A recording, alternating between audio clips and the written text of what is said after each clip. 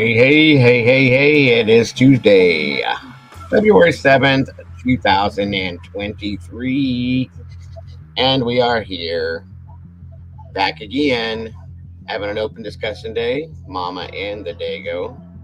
We're going to talk about a little bit everything, folks.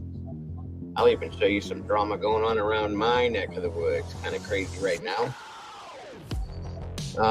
We're going to touch on some stuff going on in the UK and just some other things we're looking into, and some new stuff coming up. And I am going live tonight to start our evening streams. I was going to do it last night, folks, but it didn't happen. So let's say we get things a rolling and get to doing it.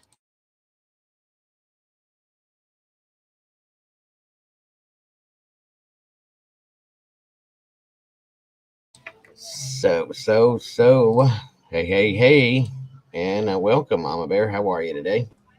I'm pretty good. How are you? I'm just great. Good to see you. Good to see How's you. your neighbor? He's good. Good. I guess he must have had some kind of a flu or something and was throwing up and Oh, coming out both ends, I guess you could say. yikes. Dehydrated. He's Okay. 82 years old, but if he'd have been alone too much longer, he may not have made it. I'll just Oh, put it that way. So poor guy. he's all right today, though. I went to the store and got him some stuff to get him Gatorades and all that kind of stuff to get him rehydrated and blah, blah, blah. You know how that goes. So Yeah. he's good, though. Thank you for asking. I appreciate that. Mhm. All right. How's everything on your end of the spectrum? One day at a time. Yep, that's that's the way to put it. Yeah, my apologies, everyone, for not doing anything last night. Um, no, I did not dye my hair. Calm down, Brandy. I know you don't like it like that. It's fine. It's all white. See, my wife doesn't like it when I do it either. It is what it is. But yeah, I was gonna go live last night, but yesterday was a interesting day to say the very least. So I was exhausted by the end of the night, and Yeah. it just didn't happen, folks. I went to sleep very quickly and easily and early last night. So it is what it is. Moving along, we're in a new day, and things are better today. So Exactly. let's see who we have here in the house. Miss April Stoll, it's good to see you. Thank you for joining us. Of course, Miss Brandy. Crime Time with Mama Bear. I like the name. I love the name. Thank you. Good golly, Miss Molly Cat's in the house. Good to see you, dear. Thank you for joining us. Miss Pamela Gribben from over the pond, right in the middle of the, uh, they call it bully stuff. Good to have Mm. someone over there. We'll touch on that here too here in a minute. Let's see. We got T2014s in the house. Thank you for joining us today. Let me see. Keelani, welcome. Always good to have you here. Thank you for joining us. Let's see whoever else is coming on in. Grab your coffee, tea, guys. Come on in. Sit down, have a talk with us. No, Pamela. That's what it's all about, hon. I appreciate every bit of that. Please do. It's great to have someone right in the middle of it over there. Honest to God, it helps us with Right. everything we're doing, It's like having our own reporter. You know what I Yeah. mean? Seriously, you're literally right there. So, and you were in the middle of the search where they're trying to help search her. Sorry about the hair, guys. I'm a little nuts today. Searching for her. So that's awesome. I'm great to have. Super happy to have you. To be honest with you. Oh, I was gone. Um, yes, guys, please hit the like button as everybody starts to fall in. Thank you, April. I appreciate that. I am too. He's got a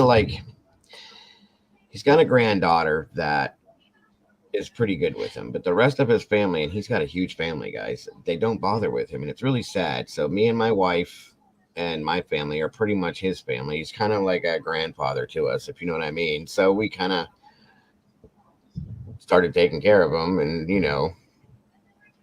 here we are. So he calls us when things go down, thank God, because like I said, if he would have been too much longer, I don't think it would have been good. Yeah. Is there any news on your derailment? Yeah, I was gonna show you guys some of that. They blew the tanker that was carrying the. I'll show you guys. It's kind of insane. I'm kind of nervous, to be honest with you. It's carrying a chemical that's toxic to breathe in, to be around. I guess it hit the national news. I didn't know that. It's been all over the place. And it is. Hold on one second, folks. I'm sorry. Hey, Popper. What's up, Popper? Good to see you, bro. But I am literally 48 minutes from the spot that this is. Oh, that's not far. No. And when things go airborne, as this did, it gets a little unnerving. And they were talking about if it exploded, it could be a problem within a 1 mile radius. Well, okay, I get that, but when something's airborne, it's airborne. Right. Whether it's a mile, 5 miles, 10 miles, it's still in the air. Do you know what I'm saying? And that's what I'm saying. It kind of made me nervous, but I'm gonna show you guys a little something on it.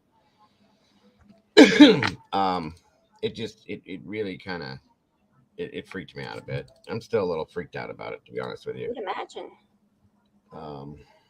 Why is this not cooperating with me? Once again, hold on, everybody. Give me a moment to get this pulled up for you.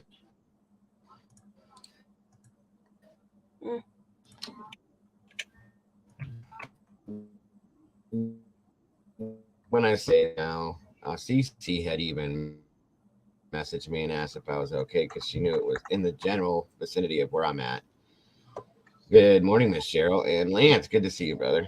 And I was like, yeah, we're good. You know, it's outside of our region, not our area, and this and that. Until I saw that, and they were dragging local firefighters from this area too. It's I don't do that anymore. I'm retired, but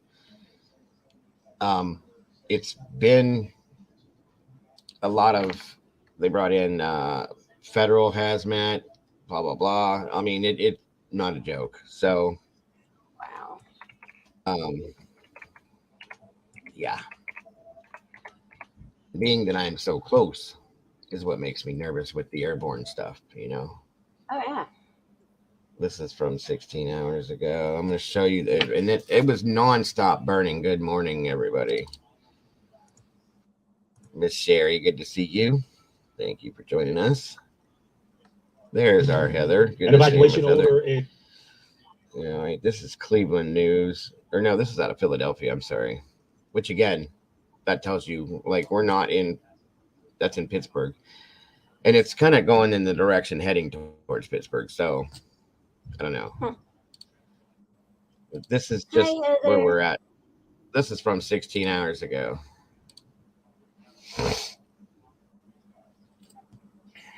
Just pray everything works well today, because yesterday was a crappy day for me. Hey, Cheryl. Let's see here. Bring this up a little bigger. I'm Fopa. Lance. Is still in place. After several explosions along the Ohio-Pennsylvania border, residents in East Palestine were told to leave their homes Friday night when a train carrying hazardous materials traveled off the tracks there. Look at this scene. Right now, first responders are monitoring a controlled release of hazardous materials inside 5 train tanker cars. One of the chemicals is vinyl chloride that can cause cancer. Nearby schools and offices. 5, not 1, 5. Wow.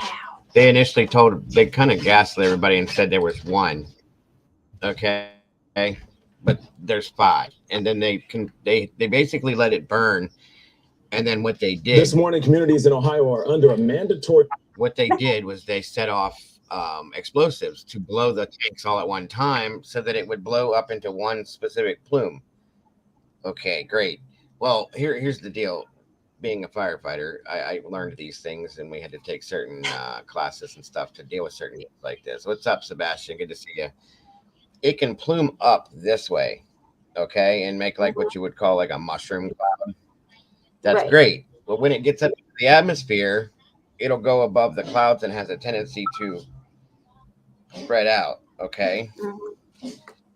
That's what I worry about. And as you heard them say, the chemical itself absolutely will cause cancer. It causes respiratory issues. It can do this, it can do that. So Right. here we are with that. Mm. But let me see. There's actually YouTubers that have gone and done live streams in regards to it, showing the truth behind it. Here, let me show you the actual explosion, guys. This one floored me when I saw how they did it. This was insane. Watch this.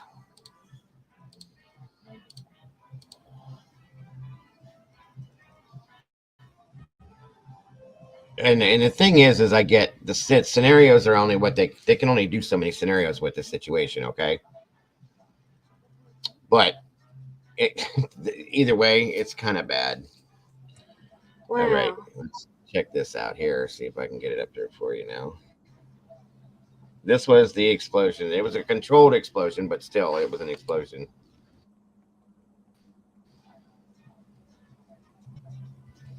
Watch Holy. this.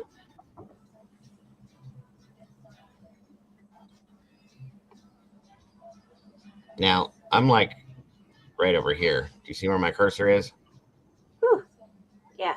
I'm over here. Okay.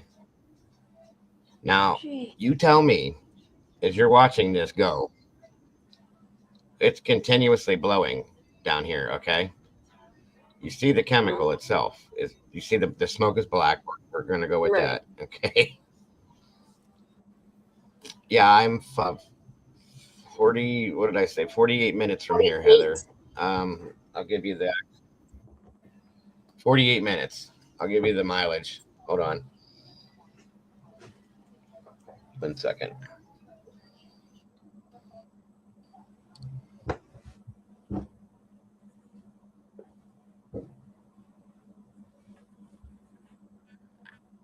Hi, Cece.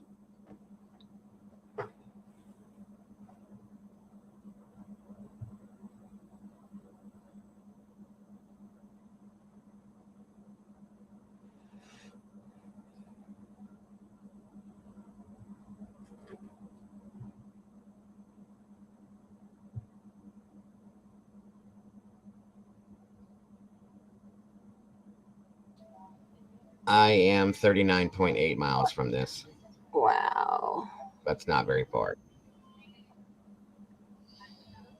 Did not look like that an hour ago. Do you see that plume of black smoke coming up? It seems to be coming up from chemicals that were on a train that derailed Friday night. This is a controlled situation. Of course, emergency officials have been afraid that those chemicals would cause a huge explosion if they continued to stay in that that train car. So an evacuation has been ordered and issued for people who live within a 2-mile radius of that train derailment zone now. But again, what you're looking at is a controlled release of those chemicals. They drilled a hole, they dug a trench, so some of those chemicals can kind of ease their way out.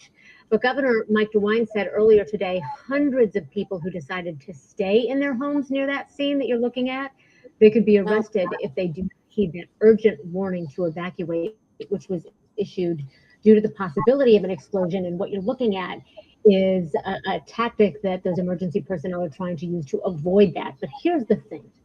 The fear right now is what another explosion certainly could do in that area. And it's a specific kind of explosion that is of critical concern. Retired Emergency Management Director for Lorain County, Tom Kelly, just a couple of hours ago told me the situation there is so dicey, they wouldn't even dare fly a helicopter over the scene for fear of what is called a BLEVE.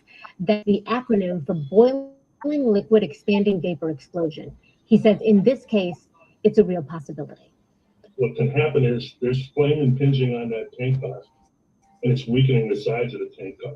The vinyl chloride, which is possibly what the chemical is very volatile, and once it gets to a certain temperature, then that tank car fails, it can explode.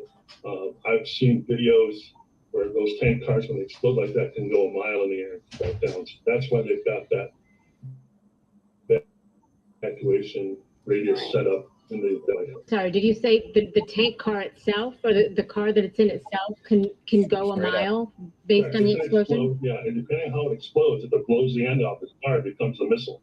Mhm. And those tank cars have been known to fly a mile at least and come back down. So this is why, as you can see, their drones are so valuable to perform the flyover, and they don't want to put a human being in a helicopter that could be vulnerable to being in the line of Thank an you, explosion. Heather. That was- He also told me he believes this is hard for emergency management personnel to decipher which train car is the dangerous one. Some of those videos they're taken from overhead. There's such a jumble of tank cars. It's probably not this was on the train. They're really having a problem knowing which exact car is now laying, not in the line of cars where it originally was. So, and then plus they're burned and their markings are probably hard to find. They've got a real issue to deal with right now. So that's what he's talking about. You look at that and you think, I don't know which car came first. I don't know which car is tipped over. So while we wait to see if, as he says, he believes they're going to kind of let this thing burn out without, they're hoping it does so without issue. The point is there are people who are waiting far from their homes, wondering when it will be safe to go back. These are people with children. These are people who could have health problems, who don't have family nearby to help house them while they wait. Kelly says that's one of his concerns right now, as well as the environmental impacts that will likely linger in that area.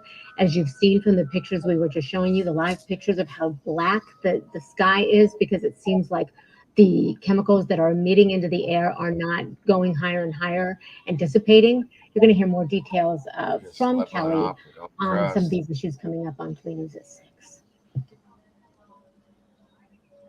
And there was nobody. Yeah, hurt and then in this that, is right? the other part of, not that I know of, but we have, there's been finding dead all over the place in local rivers too, and it's not that close.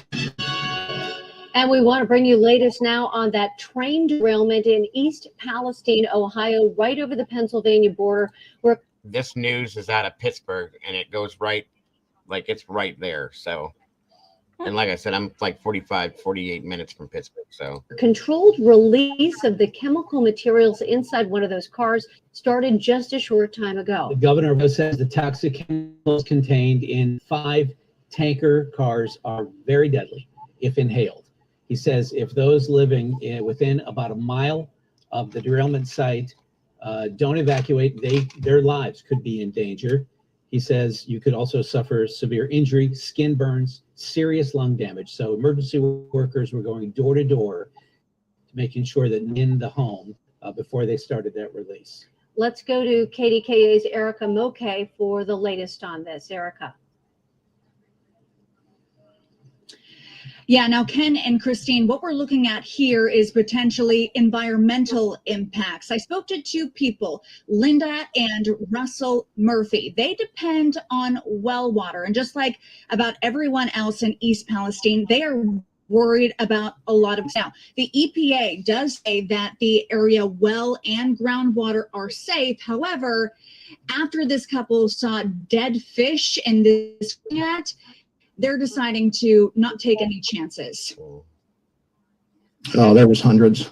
Russell Murphy is referring to the fish now belly up in Leslie Run. He and his wife noticed them last night, barely 48 hours after the fiery derailment 5 miles away. This is huge, huge environmental effects. That's now one of many concerns the EPA now faces. The impact of the fish, yes, there was a impact of those. However, the levels as we have seen it are protective to groundwater. We are aware there are some wells along that for residents. And that crews were and actually in that water today. So are these booms, which are used to catch and stop anything that shouldn't be flowing here, or into water wells, which Murphy uses for just about everything, including his livestock. Your family, and you're bathing in it, you're using it for eating, you're drinking it. We got livestock, a couple horses, and we got pets, and Is this stuff safe to drink? At today's press conference, the EPA says it's safe. We have been able to successfully Oh, control no. that runoff and contain the water and either treat it in place along with a robust safety program for the water quality and we continue to expand that. And that will continue throughout this operation. However, this iridescent sheen and those dead fish to Murphy tell a different story. Right. One with an ending he is not looking forward to. The health effects, the long-term environmental effects, the waterways, this is bad. It's bad. Now, see, we have something that it's called the Mahoning River that runs all down through PA, Ohio, and it runs clear out to like the Mississippi River. I do believe it'll connect in there somewhere. Okay. In the Ohio River, and then that will flow out, and then not Mississippi. I don't know where that came from. Please excuse me. But anyway, the Ohio River, which is a huge river, okay? But it runs all down into PA, West Virginia, and all that. It's all connected to this. I have well water on my property. The city that is around me produces their own water, but it comes from that river. That river runs down and connects into any rivers you'll see in this area here. Okay, they all run together. That's what makes me nervous. My well should be fine because this is not touching the ground near my property at all, anywhere near it. But again, what I worry about is the airborne effects from this, because they're saying a mile, then they say 2 miles. I'm 48 miles from this. But as I said, anything that goes airborne will travel for forever. Okay, you know what I'm saying? It's in the air somewhere, even if it's a minute amount. Which it's obviously going to be broke down by the time it would reach us. But it's still up there, and it just makes me nervous. Is all I'm saying. And the fact that it directly causes cancer, it's going to affect crops this coming season. It's going to affect all the crops in that area. A lot of our farming comes from down in that area.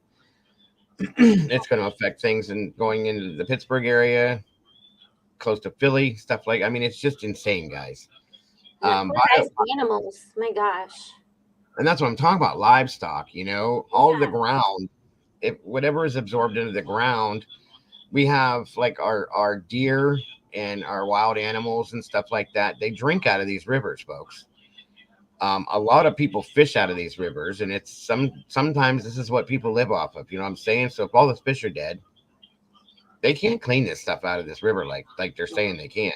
That stupid little skirt that they had sitting there, that's not gonna catch that. You guys know better. This is all gaslighting to make everybody stay calm, is what this is. Yeah, I was gonna say, to reduce the panic. Right. And I don't know, Fupa, I don't think it was intentional per se. It was a derailment. Well, the thing is that the train should have been traveling at different speeds that it was due to wintertime, icy rails, this and that, and everything else, carrying those types of chemicals. It should not be traveling like it was. It was cruising. It was moving pretty fast for a hazardous materials train. If you have more than one car that's carrying placards on it, I learned this in the fire service, then it's supposed to only travel at a certain speed regardless of the destinations and how it's getting there. Well, it was way above. Oh. They were hauling like they were carrying box cars, not that. So whoever, they're in trouble. The railroad company is in lots of trouble. Whoever was the conductor's in lots of trouble, and now there's lawsuits popping up too, because the railroad company, all the people that had to be evacuated within a 2-mile radius there, well, a lot of them can't afford it to go to motels, okay, and they don't have relatives they can stay with or whatever. I just heard it. That was interesting. And they're giving these vouchers out, the railroad company is, to these different people, and they're failing. They're not working. So that's a bad thing in itself. 1 second, folks. I don't know what that's all about. Hold on a second, everybody. I got a call from my son.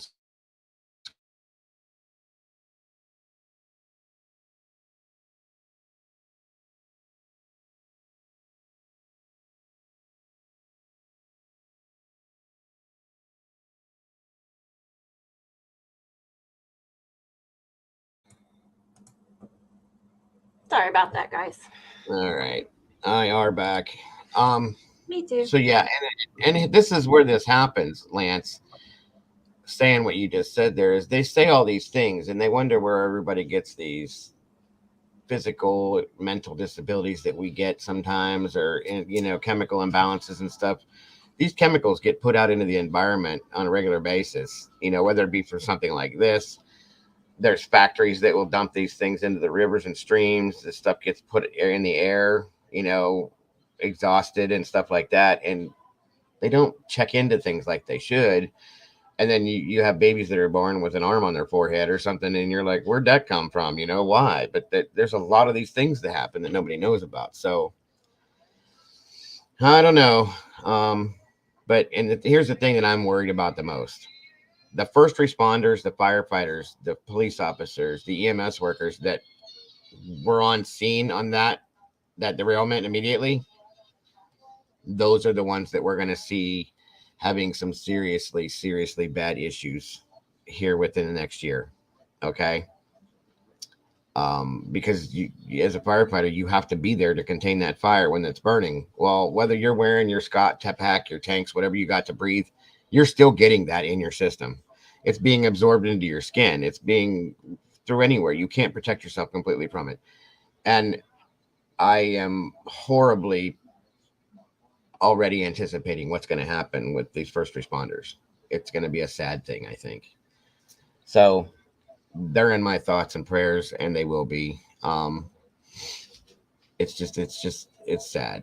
That's all I have to say is it's sad. There should be different stipulations for the transport of chemicals like this due to these things possibly happening. They should be transported in a 100% safer type environment and protected from these types of things so that this can't happen. Now, remember something. This is like with the food chain guys and the circle of life and all that. This is going to affect everything. As I said, it got into the water sources, which our animals will drink from. And then we have people that go hunting for deer, squirrels, rabbits, that eat those things. Okay. And that use those things for different things. And again, then it gets transferred on that way. And then it gets transferred on another way because other animals are eating these animals too. And people eat these animals. So that's what I'm saying. It's just like the domino effect. You know what I mean? It's a horrible thing. But again, so that's something going on around me, folks, here in wonderful, godforsaken Ohio. Yeah, gotta love it. But I just thought you guys would be interested to know about that. It's kind of crazy. Pretty crazy. And then we have, of course, the earthquake, the 7.8 magnitude earthquake that hit yesterday. That was interesting. Feel bad for those people. They already have hazmat in. They brought federal hazmat teams in for this one. Typically, I used to be on the hazmat team, the local one for our county when I was a fireman, and this is way over their level, way over their level. This is a whole federal situation now. Yeah. Wow. Yeah, it is. It can be considered depopulation in some senses. Fupo. This town may end up being evacuated to the point where it's a ghost town because environmentally they may not be able to go back to it. Do you know what I mean? So Chernobyl 2.0. in a sense, yeah. I can't think. It's in Pennsylvania. There's a town that they based the video game Silent Hill on, in the movie Silent Hill. Yeah. There's a town that I always wanted to go there, but there's a fire burning underneath this town that's been burning for years, and it had to be evacuated to the point where it's a complete ghost town now. It's kind of interesting, but I can't think of the name of the damn town right now. But anyway, yeah, I'm kind of worried about this town because within the vicinity there, it's a huge farm town. There's a lot of livestock and a lot of farming, soybean, corn, things like that they grow out that way. That's just going to be gone now. It's going to be void. They won't be able to use it. You know what I mean? So I don't know. But anyway, yeah, I do. There's a great movie, Heather. The game was great too. The game actually scared me when I played it, which was perfect. That's what I wanted. So Of course, the things in the movie that happened and in the game that happened definitely didn't happen in this town, but it was based on the town itself being the way it was, which is kind of wicked. So, but anyway, moving on. How is everybody today? It looks like, I guess, we got most of our peeps in here now. Good to see everybody. Thank you all for joining us today. Thank you, Miss Donna. Good to see you. Centralia, PA. That's right. That's right. Definitely. Definitely an interesting situation. I wanted to take my wife, but they have blocked it off now because more of the town has gotten where it's not like inhabitable. You can't, they don't want people in there because it's kind of dangerous to be in there now because there's sinkholes and stuff that have opened up. Yeah, that would make sense. Do open up. I don't know if any of you guys have seen it. Let me show you real quick. Catch of Centralia, Pennsylvania. I watched the whole documentary on it one time. It's actually kind of cool. Why is this not doing what it's supposed to do again? Pyramid Head, yes. Yeah, that was kind of strange. I don't too often think to see something. This is Centralia, Pennsylvania, folks. Since we're doing an open discussion, I can Centralia, Pennsylvania. show you a bit One of the most everything today. famous ghost towns in the world because it's been on fire for 60 years and will continue to burn for another 250 more. The fires are not above ground, mind you, but are instead burning through the uncool veins beneath the town, causing sinkholes and poisonous gas that has laid waste to the town above. Just a little bit, Heather. Now, the streets are all but empty, though they are occasionally smoke-filled, and little remains to indicate where homes once stood. When we explore a western ghost town, most of them were short-lived boom towns that flashed in their respective pans and faded from existence as their residents moved on to better prospects. But that isn't the story of Centralia. Centralia is a town that some families called home for generations, a town where many people were born, lived, loved, and grew old in.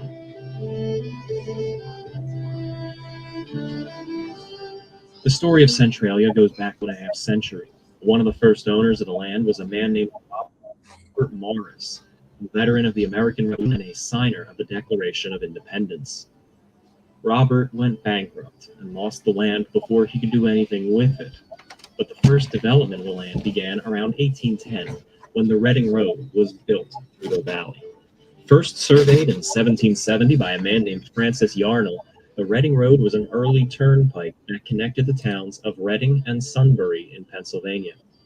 Now, it was well known that anthracite coal was common in the area, and small-scale mining operations were set up across the valley.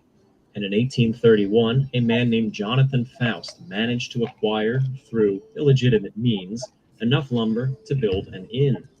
Now, without even properly gaining permission from the landowner, Faust just started building a tavern along the Reading Road in the middle of this remote valley, along the stretch between Mount Carmel and Ashland. And nobody stopped him. He called it Bull's Head Tavern.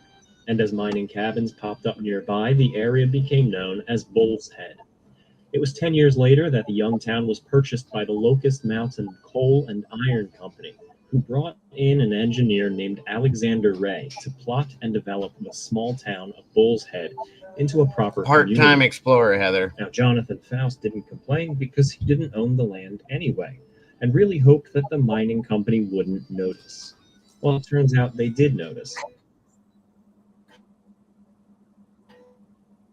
And they didn't care, the engineer did, to Centerville and apply for a post office.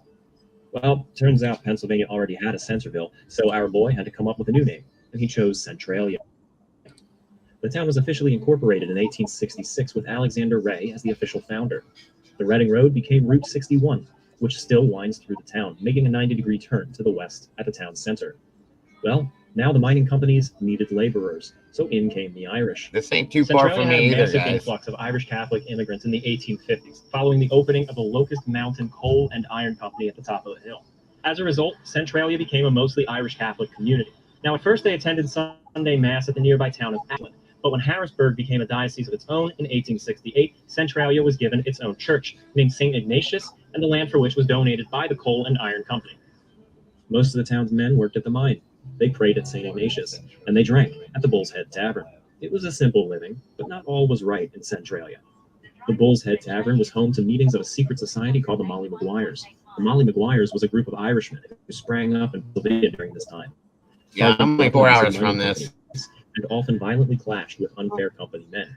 Others claimed that they were a terrorist organization. All right. Now, those of you fighting with the Molly Maguires were hanged in the 80s.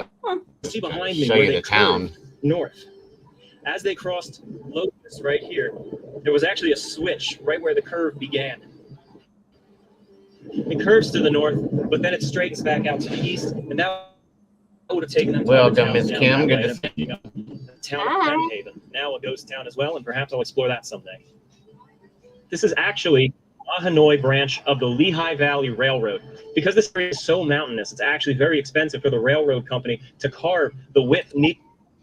The town would actually burn off all of the trash in the dump to eliminate odors and to compact the trash that That's they how have this and basically started. reduce it down to ashes. The town dump site, however, was forced to shut down when Pennsylvania revised their waste elimination laws in the 1950s. As a result, illegal dump sites in Centralia, and there were 8 of these total. This forced the town of Centralia to set up a new dump site. An old pit mine from the 1930s by Oddfellows Cemetery was selected, and that's where we're standing right now.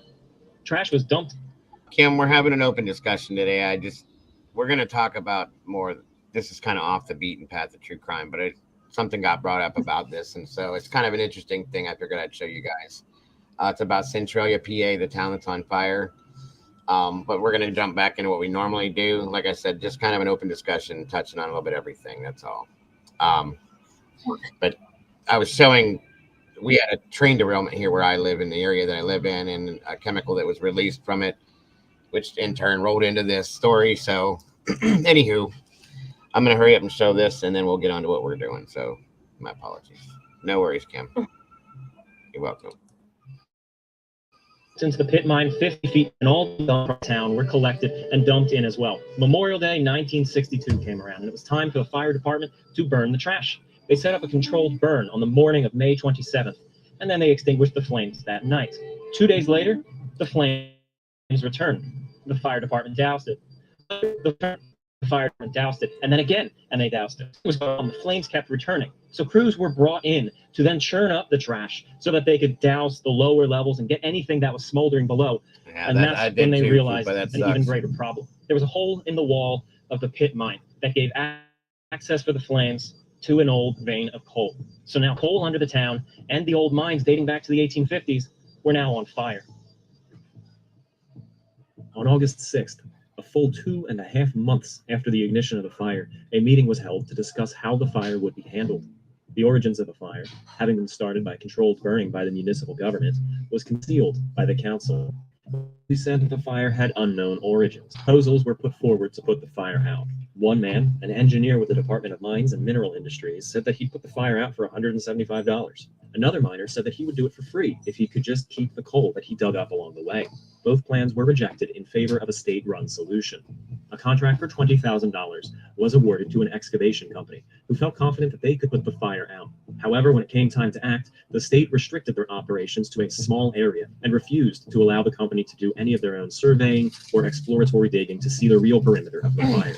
They were also only permitted to work on weekdays for 8 hours a day. This prevented them from being able to dig fast enough to control the fire, and the digging that they could get done allowed a greater influx of oxygen into the tunnels. You have to In drink short, charcoal the digging was kept at sometimes, too slow a Mama speed, Bear, and the for fire like outpaced them. The project funding ran out internal at the end of October of that studies year, that they do. and by then the underground fire was reaching the edges of town. Another project. There's a drink that they mix up. It's like a charcoal drink, and you have to do it for certain X-rays, CAT scans, or like what do you call, like G-tube type stuff? Yeah, that type stuff. Anyway, it's the charcoal based stuff because that's how it lights up the thing. I guess it's kind of crappy. I've done it before. Yeah, Sorry, I just guys. forgot about it. It's okay.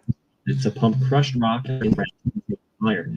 Harsh winter conditions prevented the work from being efficiently executed, and the fire continued to spread. Further projects were considered, including digging a trench and filling it with concrete. But they were abandoned in 1963. Despite the unusual street corner of Center Street and Locust, where in 1966 a family with a camera gathered to watch the Centralia Centennial Parade. It had been 100 years since the town was founded, and the town was still the fire had already begun raging beneath their feet. The fire, the town didn't know that the fates of their homes was all but sealed. In fact, this place nestled beneath the grounds of the American Legion Post 608 near St. Ignatius Church.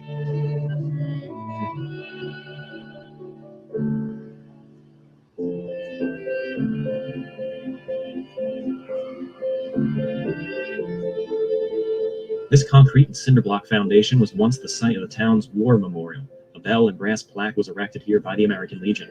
Don't worry, it wasn't vandalized, stolen, or destroyed. American Legion Post 608 moved the memorial to their new location in nearby Wilburton, Pennsylvania in 2009. It's now 1967, and railroad service to Centralia has stopped. This wasn't due to the fire, but simply the decline of rail traffic in the United States at the time. But it was a sign of things to come for the town. After nearly 4 years of red tape and paperwork, approval was finally given to dig a large fire, but it was too little, too late. The fire had already spread 225 feet below the ground, and the project was abandoned. It would be another 2 years before the state would make another attempt. Residents began suffering from the effects of the fire, falling ill and lowering the quality of their lives. In 1969, the state began constructing another barrier out of fly ash, which came with its own health problems, but was seen as the lesser of two evils. This would take 5 years to complete, and 2 years into the project, it was already seen that it would fail, as the barrier began collapsing and the fire was discovered beyond the containment zone. Nevertheless, the state decided to still spend money on completing the project, which did nothing, but they still called it a success and claimed that the project was solved. You got all these DER officials, OSN, and Bureau Mines, all these workers up there for years. They've been working there for years, but they say there's no money for it. And perhaps to demonstrate how confident the state was in their solution, a new government municipal building and firehouse was constructed in Centralia in 1977. It stands mostly vacant today. Despite this, after the state claimed the problem was solved, the town residents split into two factions. Those who wanted the damages fixed and to be able to stay in their family homes, which many of the families lived in for over 100 years, and the other group believed that the government caused this mess and should pay for them to blah, blah, blah. have their points, and I can understand both of their perspectives. They argue at every town meeting, and the different opinions split the town in two. People fight for their brother against brother and sister against sister. And let's get to the good parts. Okay. 2 days later, on November 23rd, he measured the temperature of the gas beneath his gas station in the underground tanks, and they were hot, 122 degrees Fahrenheit. Some of us a few days later, yeah. that temperature had risen to 136 degrees Fahrenheit. Now, if the gasoline got too hot, it could ignite or combust and blow the whole station. The gas tanks were empty, the gas station was abandoned, and Coddington's gas station became the first building casualty of the Centralia fire, being demolished 2 years later.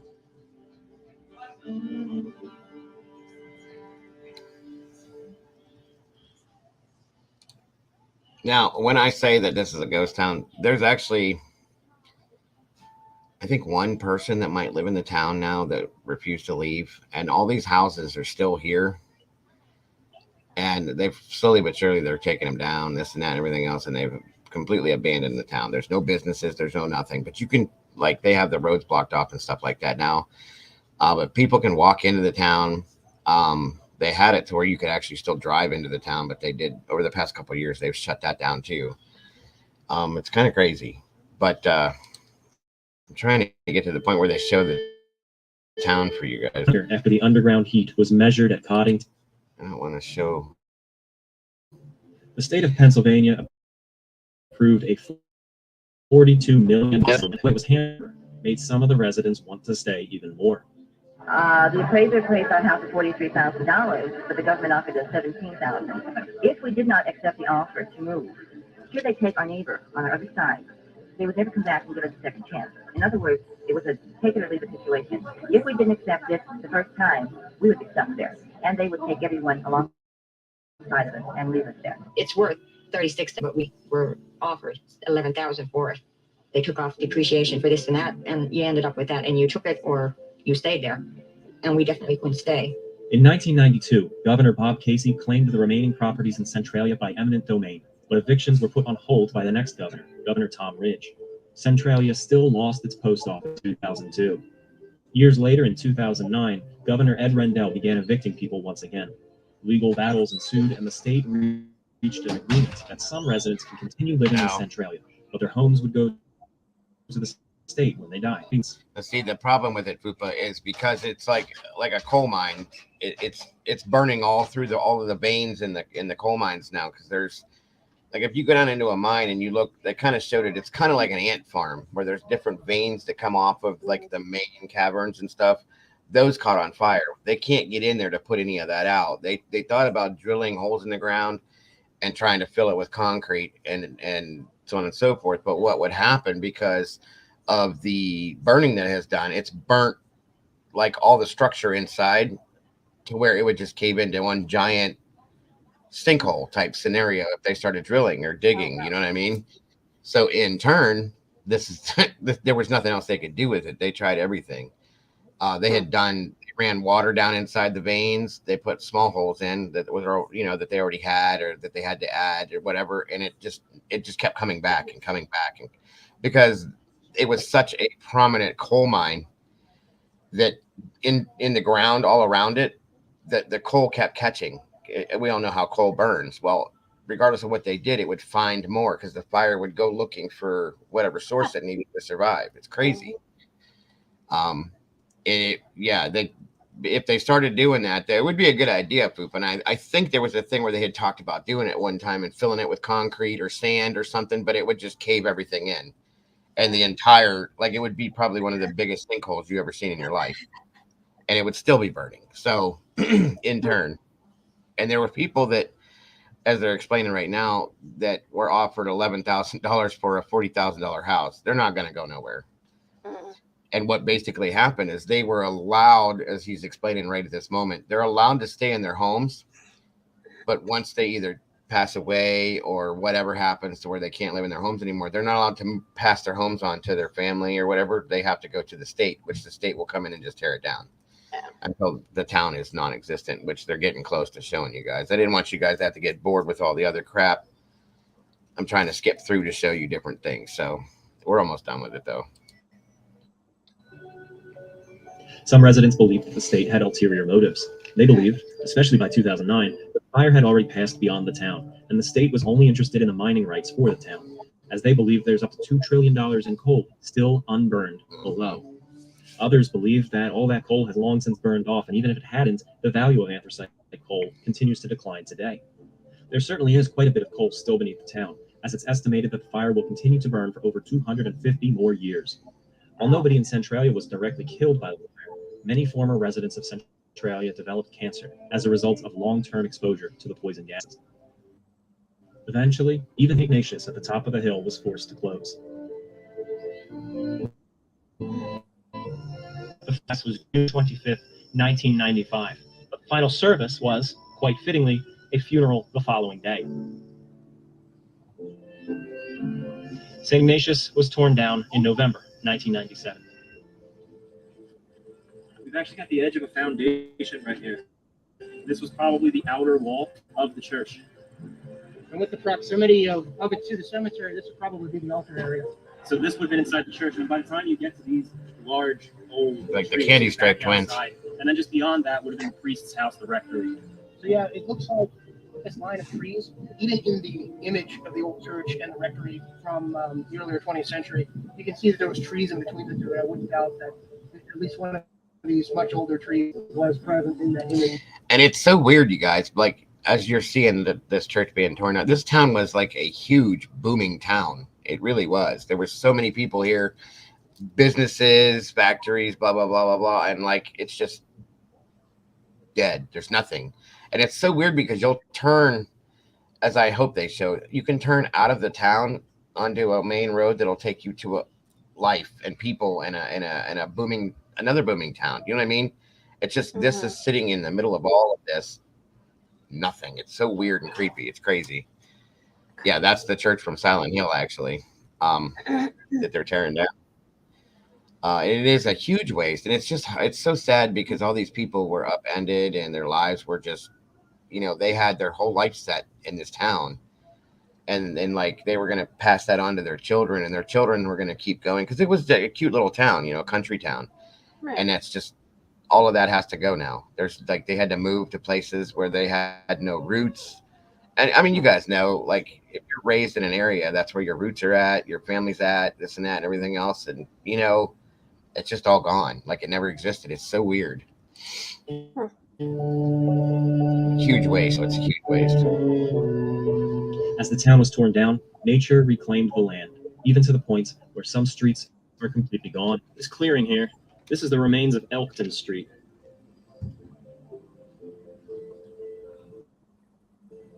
Nothing left of it now. Elkton Street is completely gone without a trace.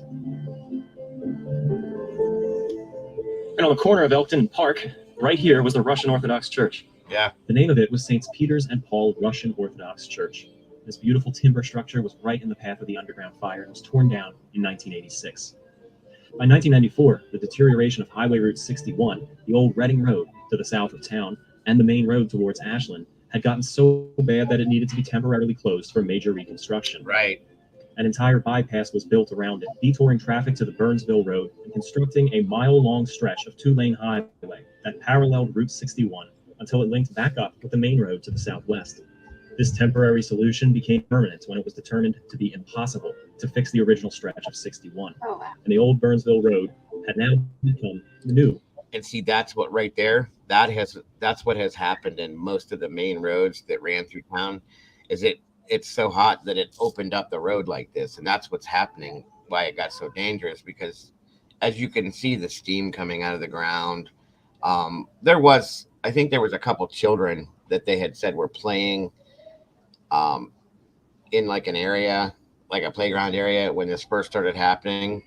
And the ground had opened up and they were steam burnt on their legs and stuff like that. And that's the worst that's ever happened to anybody. But besides the deaths from cancer and lung problems and stuff that it caused. Yeah. It's just so, like I said, it's a super creepy thing. You don't think about things like this happening because they don't happen to us. You know what I mean? Right. So crazy. Route 61. You can still see the sharp turn where the road detours on both ends of the closed section.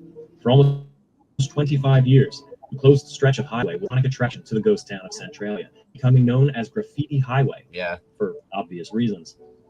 All the while, cracks in the highway continued to grow. The old stretch of highway was private property, and increasingly as sinkholes spread. Police would chase people off, but eventually the highway needed to be demolished for good to deter visitors. Exactly, Fupa. Well, not quite demolished it, but buried it. In 2020, dump trucks made countless trips hauling dirt onto the highway, piling it up in tall mounds, until the whole stretch of Old 60 was buried under thousands of hills of dirt. Right. Today, the police don't mess around. Trespass on the dirt-covered highway and you'll get fined. That's it. Despite Centralia becoming a ghost town, the active Route 61 is still frequently traveled, with thousands of drivers coming through the town daily. I wonder how many of them know the history of the land that they drive through.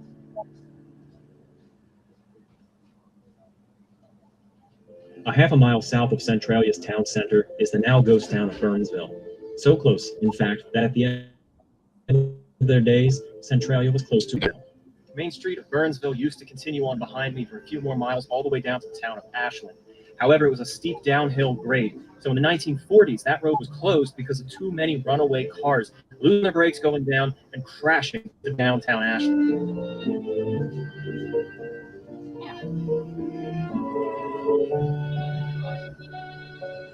Like Centralia, Burnsville was abandoned because of the mine fire.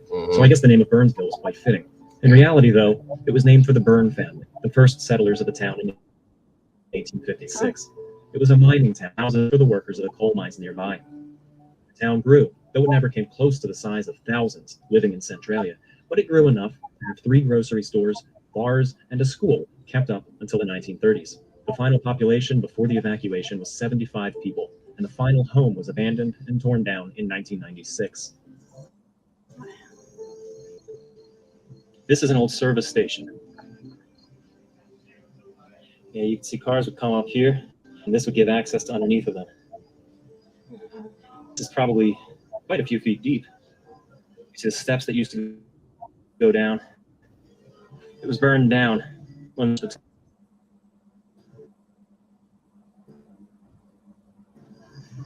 here in Burnville. Now there's people, probably former residents, who come through Centralia every so often and clean up all of the trash. They have cleanup centers. There's a lot of people that go in. Me and my wife, our group was going to go in and do a paranormal thing here, but they have made it illegal to go into the town. If you get caught, there's jail time, there's fines now. So there's still people that go in there. Typically it's teenagers going in there from the local towns around it, having parties or doing this or doing that. And like I said, all that dirt they piled there so the cars can't drive in anymore. You can still get in there like in a 4-wheel drive or 4-wheeler, motorcycle, stuff like that, or on foot. But it's kind of a hike to get into the town through that road. The rest of it they have blocked off with like those big concrete barrier type things, and you can't get into it that way. But yeah, it's a mess. But there's a lot of people that do the whole paranormal investigation thing in there because of the way the town is, you know. So thanks to clean up Burnville. The only significant structure remaining in Burnsville is the shrine to the Blessed Virgin Mary behind me along the side of the highway. It was erected in the 1950s by the Riley family, owners of a grocery store in Burnsville. It was made with primitive materials found in modest coal mining towns. For example, the 2 alcoves on either side are simply made of old bathtubs. But this was built as a labor of love by the Riley family, and a lot of the community donated to it.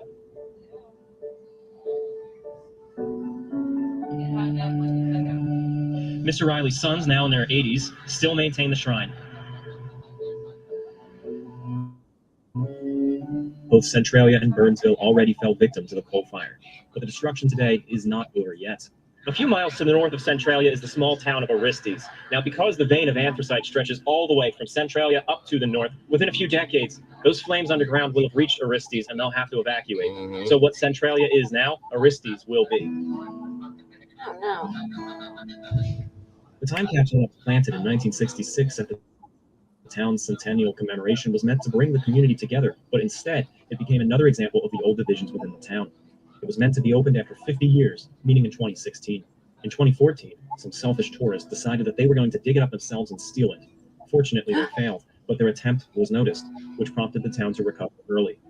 The residents who stayed fought against the residents who left Centralia, as well as the American Legion post, and both parties attempted to recover the time capsule for themselves. The American Legion post, working together with those who left the town, won the fight and recovered and opened the time capsule 2 years early in 2014. It was water damaged, but most items were salvageable. It contained a miner's helmet, a newspaper, and a pair of ladies' bloomers signed by the men of the town. Among other light on the personality of the town in 1966. At the time of filming this in 2022, there are 5 residents who still call Centralia home. I wanted to interview at least one of them, but this might sound silly, but I didn't want to disturb them. Tourists come through here every few minutes, snapping photos and taking footage. Honestly, not too different from what I was doing. And I didn't want them to feel like they were some spectacle. They deserve some peace and quiet. And that's scarce in Centralia, despite the lack of residents.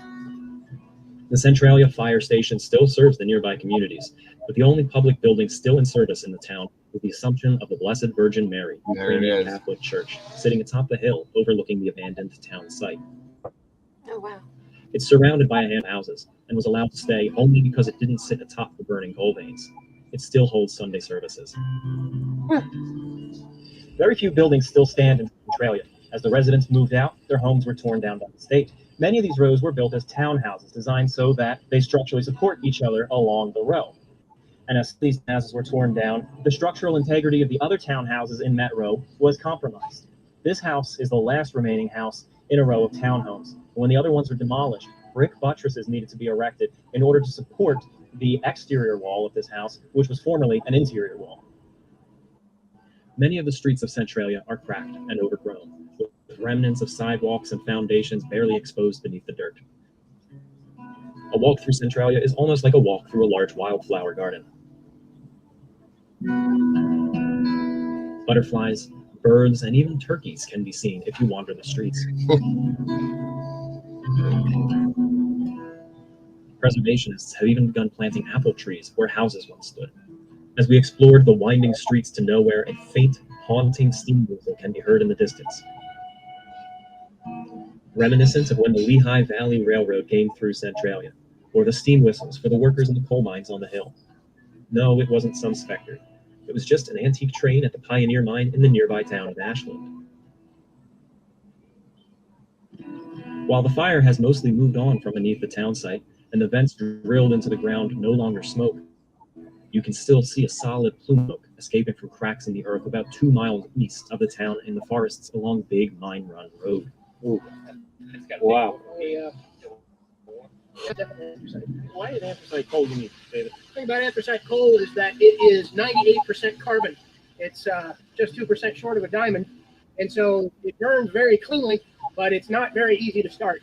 A lot of people who worked particularly for the Reading would have said that the reason for burning anthracite was not only its cleanliness, but its abundance throughout Pennsylvania. You can actually feel the heat coming off of it.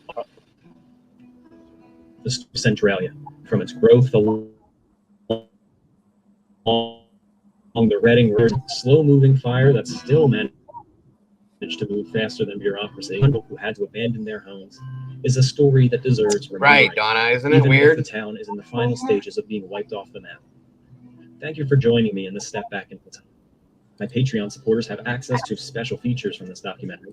All right, and that is Centralia, Pennsylvania, folks, the town of Silent Hill from the movie Hello, Kitty, I See You. And it's just an odd story. It's an odd situation, and like I said, as it said, they're going to continue. The towns that are bordering Centralia, the smaller ones, are going to keep.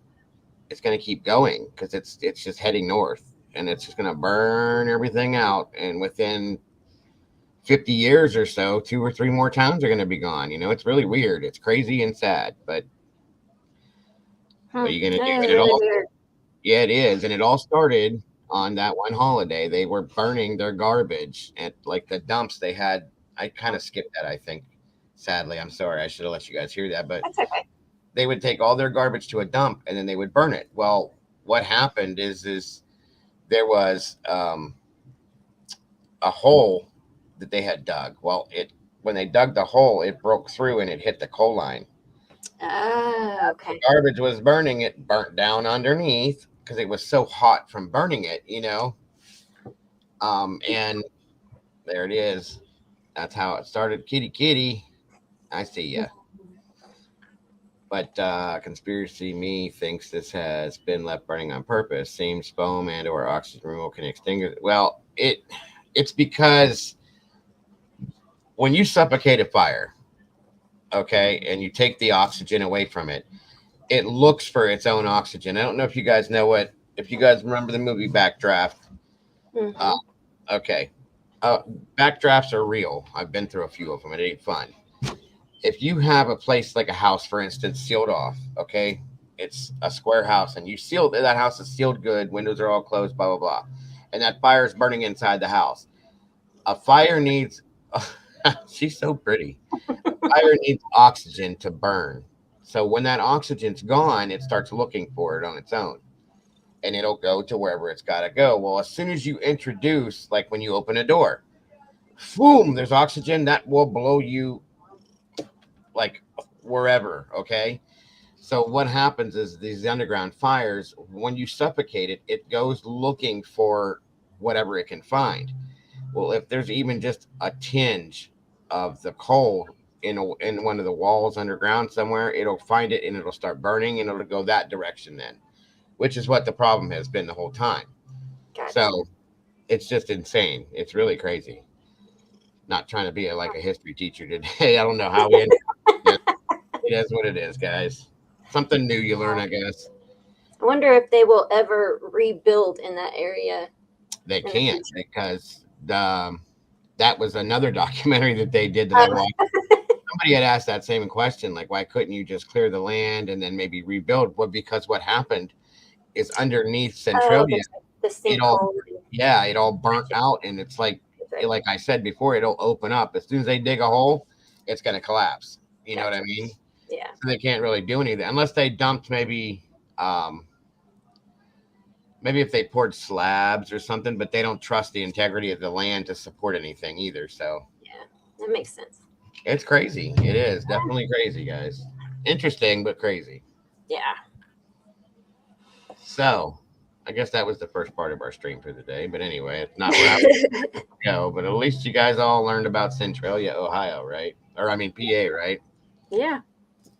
Not that anybody wanted to, but hey. Interesting. Our fuel sources are not infinite. This is a terrible loss. Oh, absolutely, Boone. Absolutely. I agree. I do agree. So I guess we'll get started with Nicola Bully. Back to that scenario from yesterday. So I said this yesterday, and I followed up with a lot of it last night, watching it here and there. I don't believe that this woman went into the river, folks. I just really don't. Sorry to say that. I'll give you something new we can check out real quick. This is from 3 hours ago. It's kind of just an update on that, and then we will move along from there. I do have those TikTok videos from that guy if you guys want to see those. Yeah, we can check those out too. What's up, Dover Mom? Good to see you. Hi. I'm glad you dropped in as well. Thank you for doing that. It says Nicola Bully's disappearance may be due to third-party involvement, claims an expert that they brought in, and that's what we were saying. A couple of us have said that from the beginning. Yeah. Only because it's been 10 days, folks. Okay? This is me and my wife talked about this earlier. 10 days. This river is only so long. Okay? And it's this. They brought in an expert that said that they have had sheep that have fallen into this river, that have washed down the river. They hit the ocean and they get pushed right back up into the river, and they would eventually show up somewhere. 10 days, somebody's going to see something. They had choppers. They had, what are those called again? Drones. Drones, thank you. Flying around, nothing was seen. They had underwater drones. They had underwater divers, guys. There's nothing. Yeah. Nothing. And that is true, Pamela. The experts changed his mind 3 different times. That's very correct. But it always ends up going back to, like, they can't find anything in the river to even show that she's been in that water. Yeah. In the beginning we said, well, maybe the dog went in the water. She went in to save the dog. The dog was bone dry, folks. That's different. This is weird. This is a weird story, as are most of the ones we cover, as we've noted. It seems to be that way. They may not start off that way, but they always end up that way. So, hey, Strike, how you doing, buddy? Hi, Strike. Good to see you. Could she have had a stalker? Did she did go to this place a lot. Very possible. She was a very pretty lady. Is a very pretty lady. I'm sorry. And that's very possible. My wife kind of leaned in the direction of the fact that her husband was awful calm. And I agreed with her that he was very calm from what we saw. We don't know. My wife even started watching this one too and said that she watched a video of what her family said, and it kind of made her think something, I don't think I showed that to you guys, but something to think about.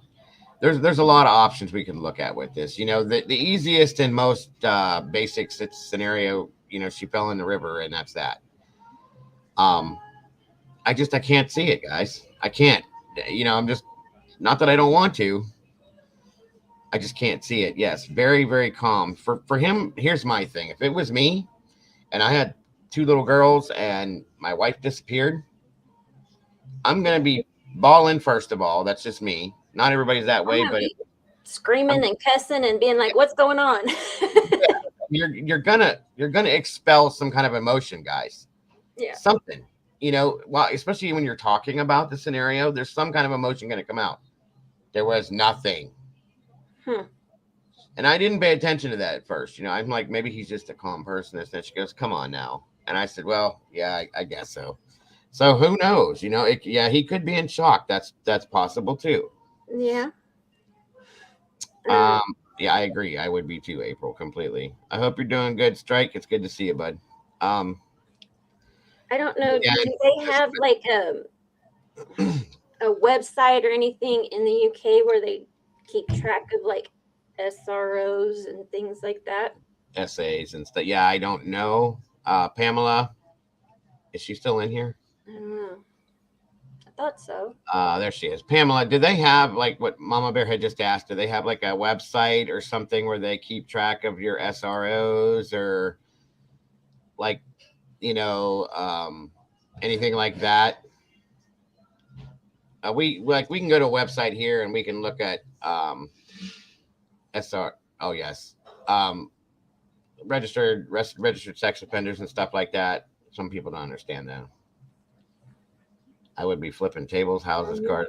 Yeah, and I agree. I'm the same way. I'd be all over it. You know what I mean? Yeah.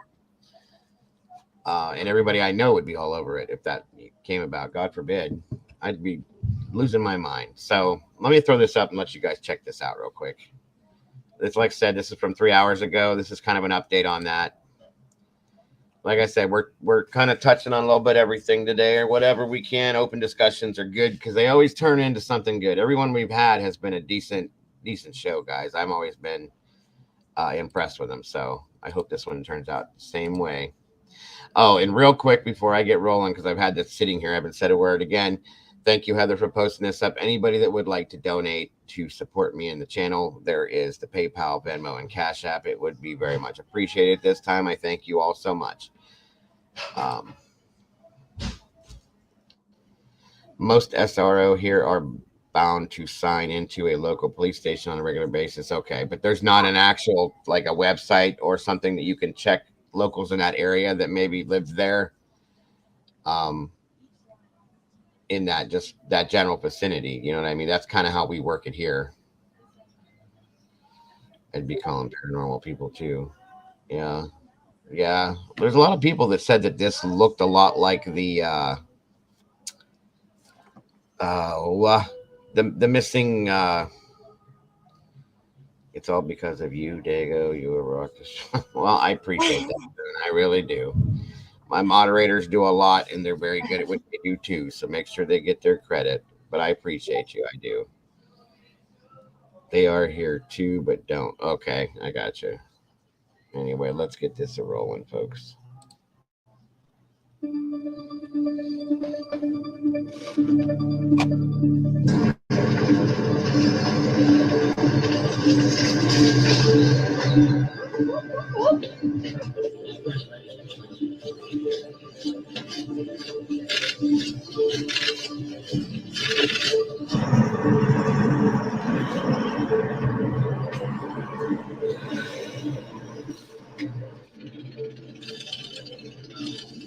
Yes, thank you, Miss Moon. Hey, Marie, good to see you.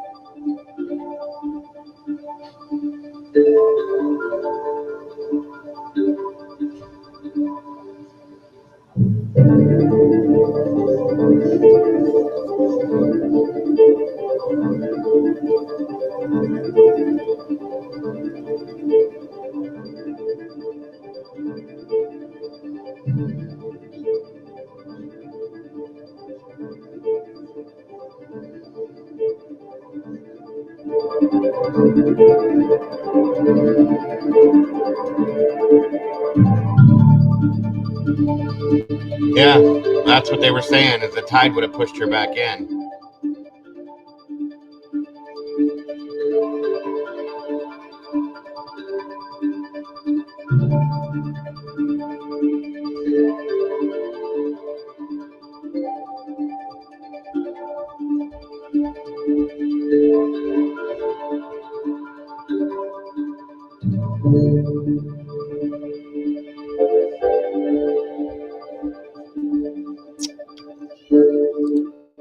Yeah, lot of their stuff is not.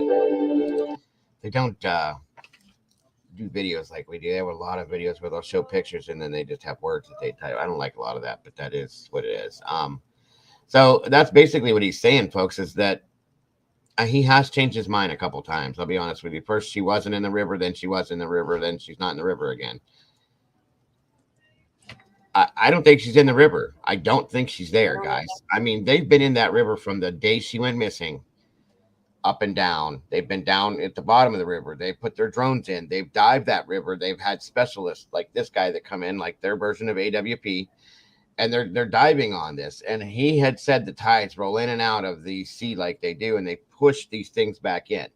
They keep pushing the water, and anything that flows out, they push it back in. I don't know, Miss Brandy. 2 tides daily, high and low. Think that's why Shard Bridge sandbanks was flooded last night with police and divers. Right. That would make sense. And then push her back Especially with tide coming back in, they're going to look for it. Right. And they have found nothing. Kim says she knew how to swim. Kidnapped is my guess. That's where I'm kind of leaning. I'm leaning where as to where somebody may have grabbed her. Okay. And again, I don't like to speculate on a lot of things. I don't like to jump down rabbit holes. We know that. Where else is there to look, guys? Where else is there to go, in my opinion? I mean, I think Mama Bear has been on the same page as me from the day one with this. And a few of you guys have too. A few of you guys have said she's in the river, period. And here's a big thing to understand. And we looked at this immediately yesterday. Only because I've done water rescue, I've done river drags, I've done this looking for people with the fire service, okay? That river does not move. It's very slow moving. And it's not that deep. It's like 13 feet deep in some senses, but typically 4 to 6, I think he said 4 to 6 feet is the deepest that they've said, okay? If you fall into a river at 4 foot deep, you're going to stand up. Even if you hurt yourself, you're going to stand up out of that water. Okay, 13 foot, you'd struggle, but you'd still probably try to swim unless you were hurt. I get it. The thing is with the tide going in and out, the Irish Sea, I think it's considered, it's huge, and it's big water. That tide is going to push hard, and it's going to push anything back into that river, as he was saying. There's nothing there, and Mama Bear even said that yesterday too. Like, there's no hat or gloves or pieces of clothing or scarves or anything that shows anything about anybody being in there.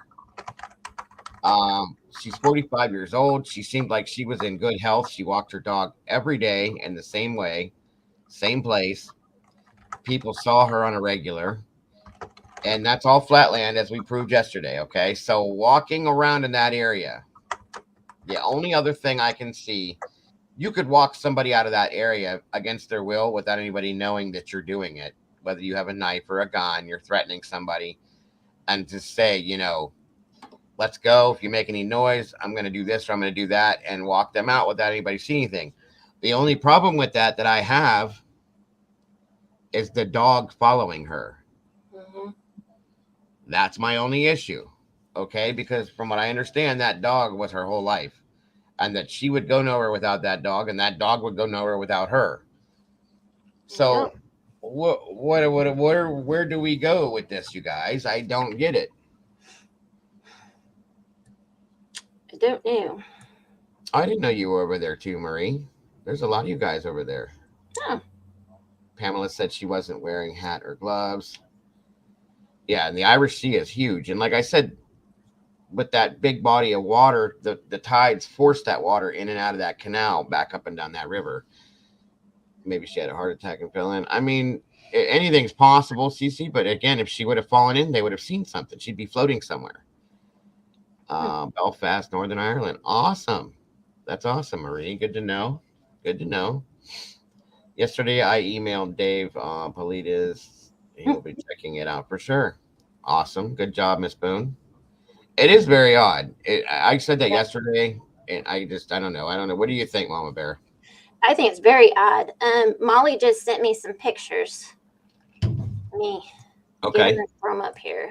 Absolutely. Let's check them out, folks. Pamela says, don't forget the currents in that river. If she got caught up in one, she would be spun around like a washing machine. Yeah. Let me find them here. What do you think, Pamela? What do you think the deal is? Do you think she's in there somewhere? Do you think she was taken? You think my wife also threw up an option, you know, because she looks at everything, that maybe she walked off because she was unhappy with her husband. She goes, I understand most mothers don't leave their children. She goes, but anything's possible. And I said, yeah, you're right. You know, that maybe she left the phone there. Somebody said that before that the phone could have been a decoy. That's true. No problem with that. Definitely probably a stalker has been. And that's kind of where I'm at because, like I said, she's a very pretty lady. She walks there every day. Oh, shoot. And anybody could have been watching her for any amount of time and just decided, okay, you know, or maybe there was an affair, maybe an affair that went bad. And she said, you know, I'm done. This is enough. And that person didn't like that.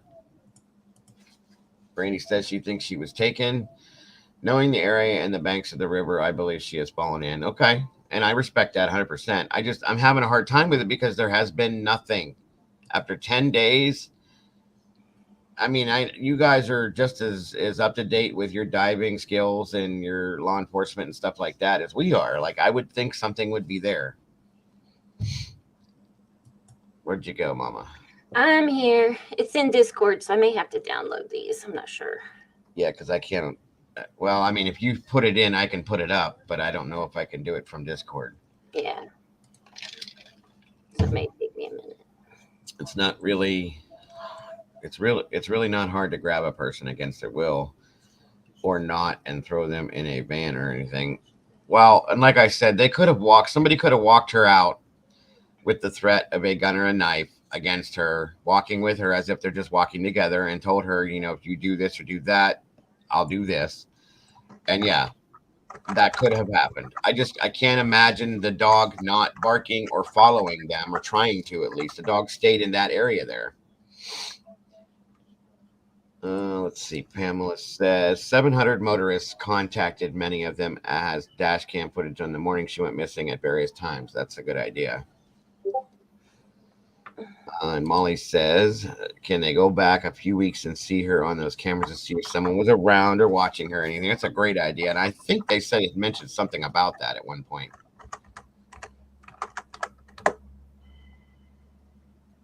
Any luck? He's going to email them to me. Oh, okay. Thank you, Molly. And thank you, Mama Bear. Yeah, this one's interesting, folks. I mean, here at least, if we have somebody that has gone into a river, it's usually a 24-hour period. At most, maybe 48 hours if they get hung up on a downed tree or something like that. But yeah, that's... I'll try that in the meantime. Exploring with Danny. Oh, move it, mister. Sorry. Oh, it's okay.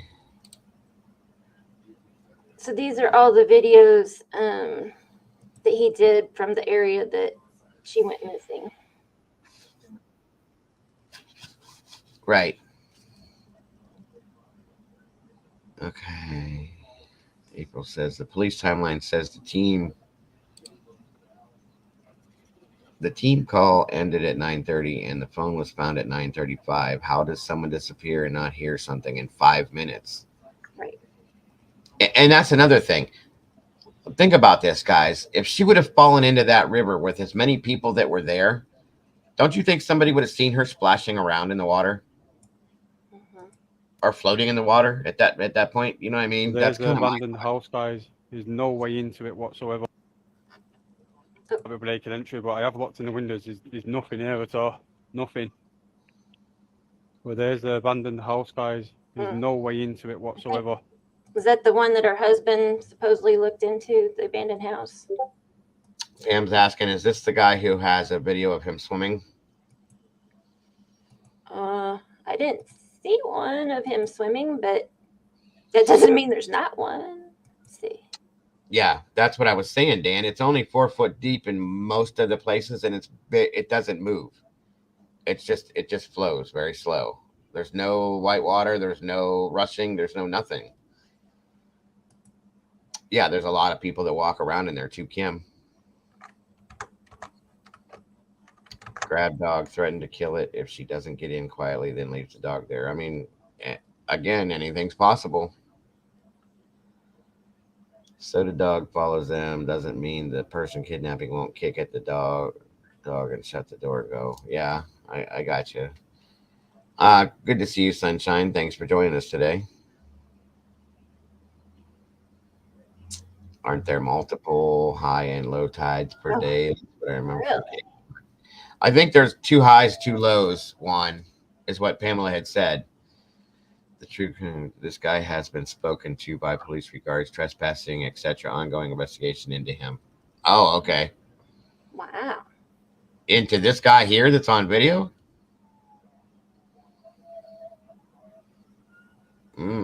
Okay. Interesting. Yeah, definitely. This is the walk path. Quite interesting, actually. Thank you for the info, Pamela. Yeah. Let's see. Yeah, he did trespass, but I don't think he would have done anything to it. At this point, Molly, I don't trust anybody, truthfully. I don't know. We know that there's some bad peeps out there. Regards this video, police asked him to remove all of his content if the same guy. Oh, okay. Molly sent this to me last night. So as of last night, he hadn't. Same place every day like I do. Not good. Yeah, that can actually draw a stalker with ease, you know, if you do that every day.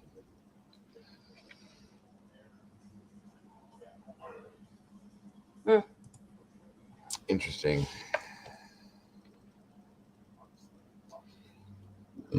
Excuse me. This is the gate, I think. Right.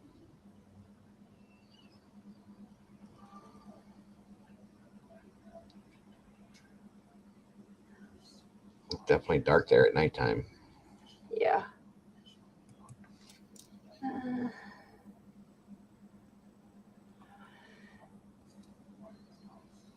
That was the main ones I found interesting anyway on that. Right. I got you. All right. Let me check my email.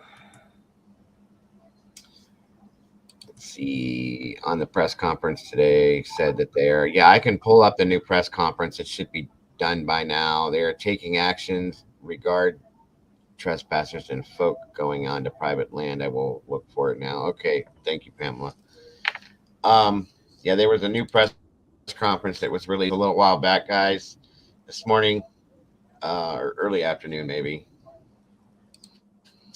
1 second here.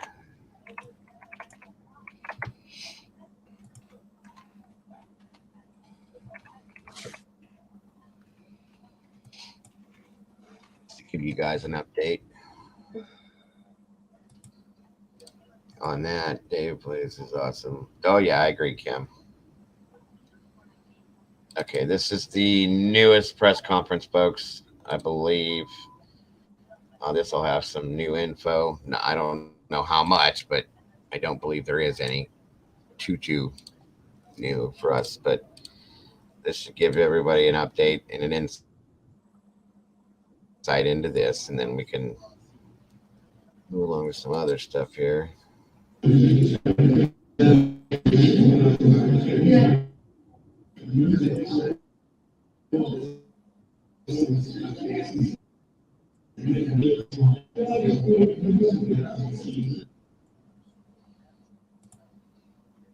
Come on.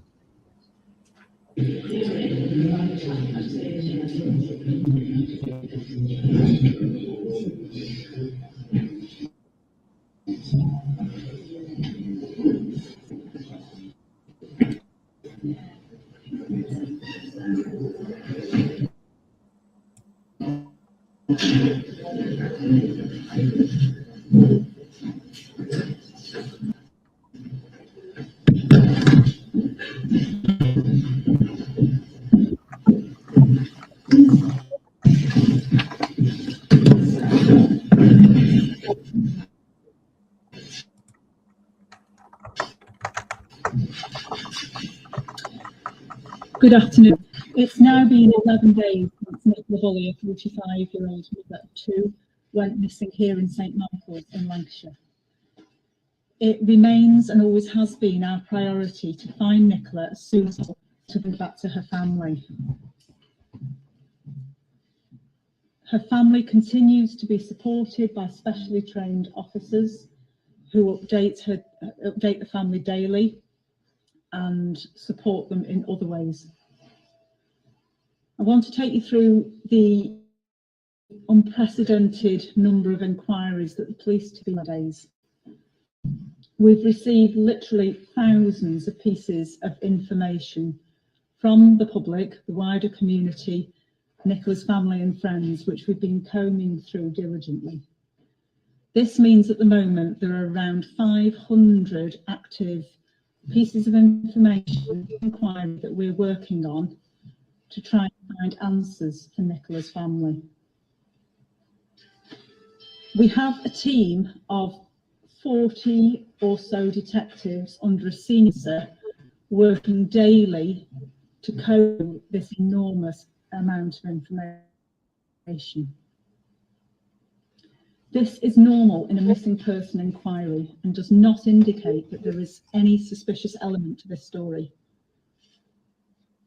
The inquiry team remains fully open-minded to any information that may indicate to her.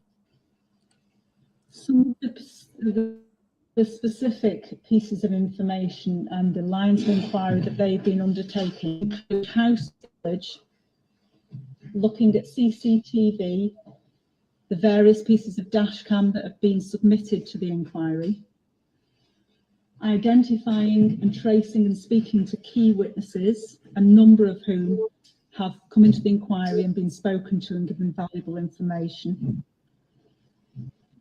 Digital and telephony, this includes Nicola's Fitbit and her mobile phone, which has been fully examined. And we've now identified around 700 vehicles that drove through the village on that morning, on the 27th of January at around 9:10, 9:15.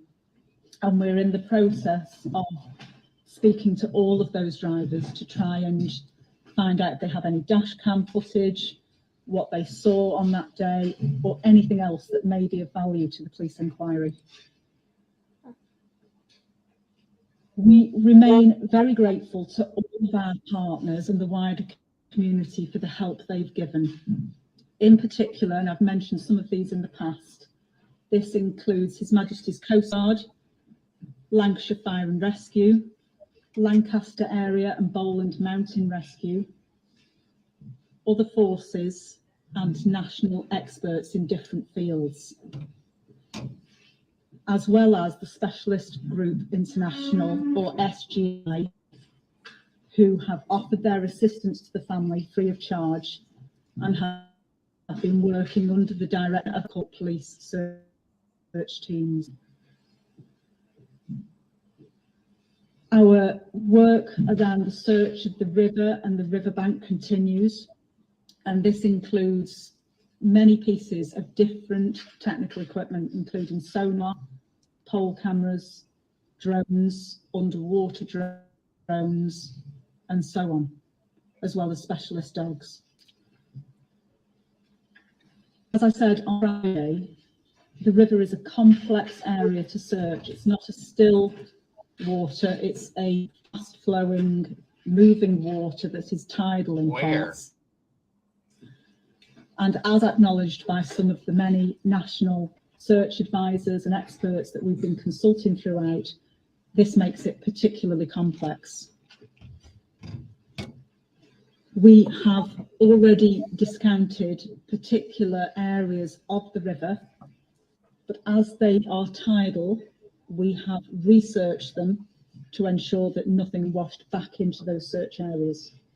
This is why you may see some areas already searched being researched for no other reason than it is tidal. We have 6 people searching the riverbanks every day. These are specially trained search officers who are very experienced both in missing people inquiries and in other inquiries, who are systematically and methodically searching the riverbank and the open ground. We also have a number of divers from the Regional Underwater Search Unit, and they are working with SGI and the other partners that I have mentioned to search the river. Throughout this investigation, as I've said, we remain fully open to any information that is credible and factual to try and trace Nicola and bring answers for her family. But it does remain our belief that Nicola sadly fell into the river and that this is a missing person inquiry. And it is important to stress that any information that comes in that indicates otherwise is being checked out all the time and negated as each inquiry comes up. We're not closed in any way to any particular line of inquiry, and we remain genuinely open to that. All these extensive inquiries, however, have so far not found anything of note. Any indications of physical objects in the river, such as natural debris, trees and the like, have been already identified by the original divers and discounted. So further sightings of that debris are only items that we already knew were on the riverbed or in the riverbank.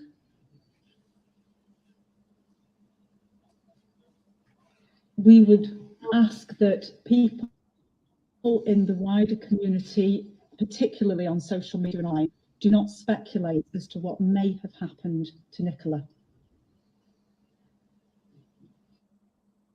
This is particularly hurtful to her family, to her children, to her partner, parents, her sister, and her friends, because it's not helpful to them, it's distressing, and it's distracting for the police inquiry. Nor is it helpful if people, particularly if they come from outside of the area, take it upon themselves to take the law into their own hands by trying to, for example, break into empty property. They may mean well, they may want to help, but then thinking back, if they were in the area, to what information they may have of relevance to the police, and holding the family in their thoughts. But we will not tolerate online abuse of anyone, including innocent witnesses, members of the family and friends, of local businesses, or of criminal damage or burglary. And we will be taking a strong line on that, as you would expect. We have engaged with and worked shoulder to shoulder with a number of very specific experts, as I mentioned earlier. These include the National Crime Agency, who have reviewed all of the police investigations so far and have not identified any other lines of inquiry other than what we had already identified. Likewise, we are working with the National Search Advisor, the Police National Search Advisor, who again has not identified the research area, the physical parameters that we have not already explored. The community in particular, as well as Nicola's family, that all possible lines of inquiry, search or investigation are being. Real quick, Red, it's good to see you, first of all. It's been a couple of days. This is a lady by the name of Nicola Bully from the UK that disappeared 11 days ago. She was walking her dog in an area near a river and just disappeared without a trace. And they've been saying that she's in. Yeah, while she was on a conference call, mind you, like a work type scenario. Excuse me. And it's been talked about. The police believe that she went into the river. I don't see it. Because if you'd have, been there to see what we've seen, it just doesn't fit with me. And we do have Pamela here who lives in that area right there, who helped with the search and whatnot, and has been involved in the same thing. And she's given us pieces of info here and there. Lena did. Okay, I got you. But that's where we're at. This is the newest press conference as of a couple hours ago, and that's why we're watching it, Red. So, but there is going to be speculation regardless. That's just what happens with anything like this. As much as we try not to, I cannot, because they're sticking to this river thing, and I can't, based on the information we have and what we've seen, I can't go with it. I want to, because it would answer the question, but I just don't know. So anyway, that's what's going on, Red. Let's finish this one up here.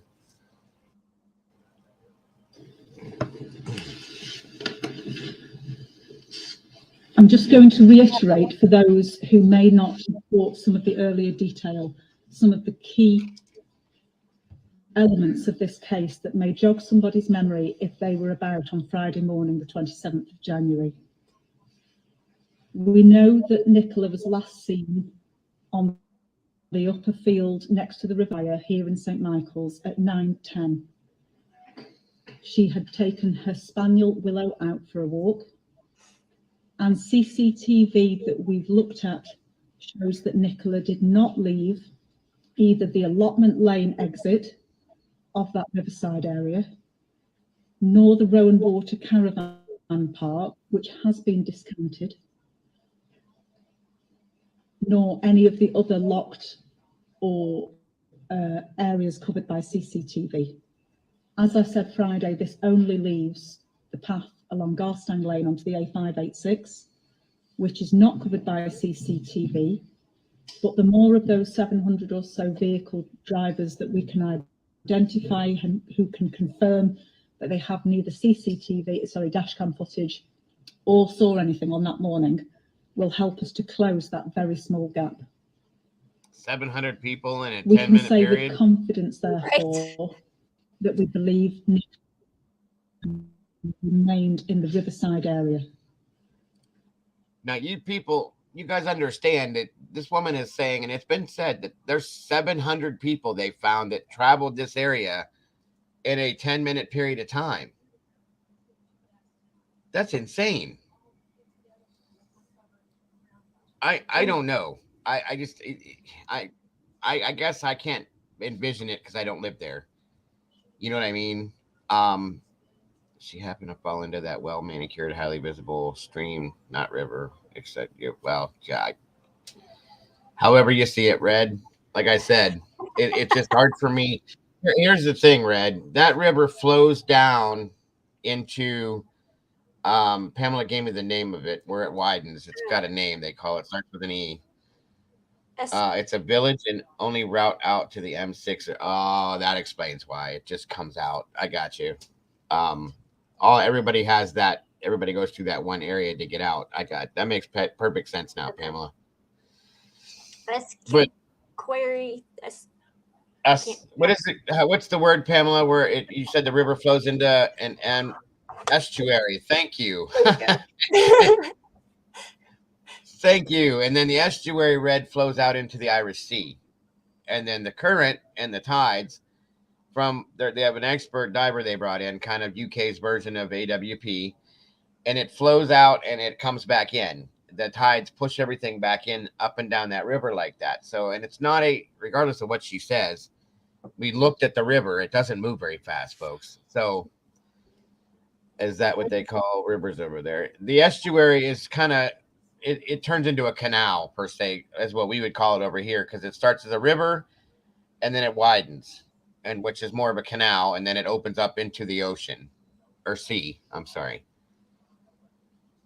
I went by her path by the river wire on my virtual map. It looks so small. It is, and it's not that deep either. So that's the hard thing. Looks like it's not a very big river at all. And it's, like I said, it's 4 foot deep in most places. I think it said drops to 13 in some. Mm-hmm. That's it though, Red. We've got the Indian River in Florida is twice that size and moves 5 times faster, and people are found all the time. I'm just struggling with this. I don't understand. The only thing that might be, but they've checked that, because trees fall in these creeks and streams all the time, full-size trees with their branches.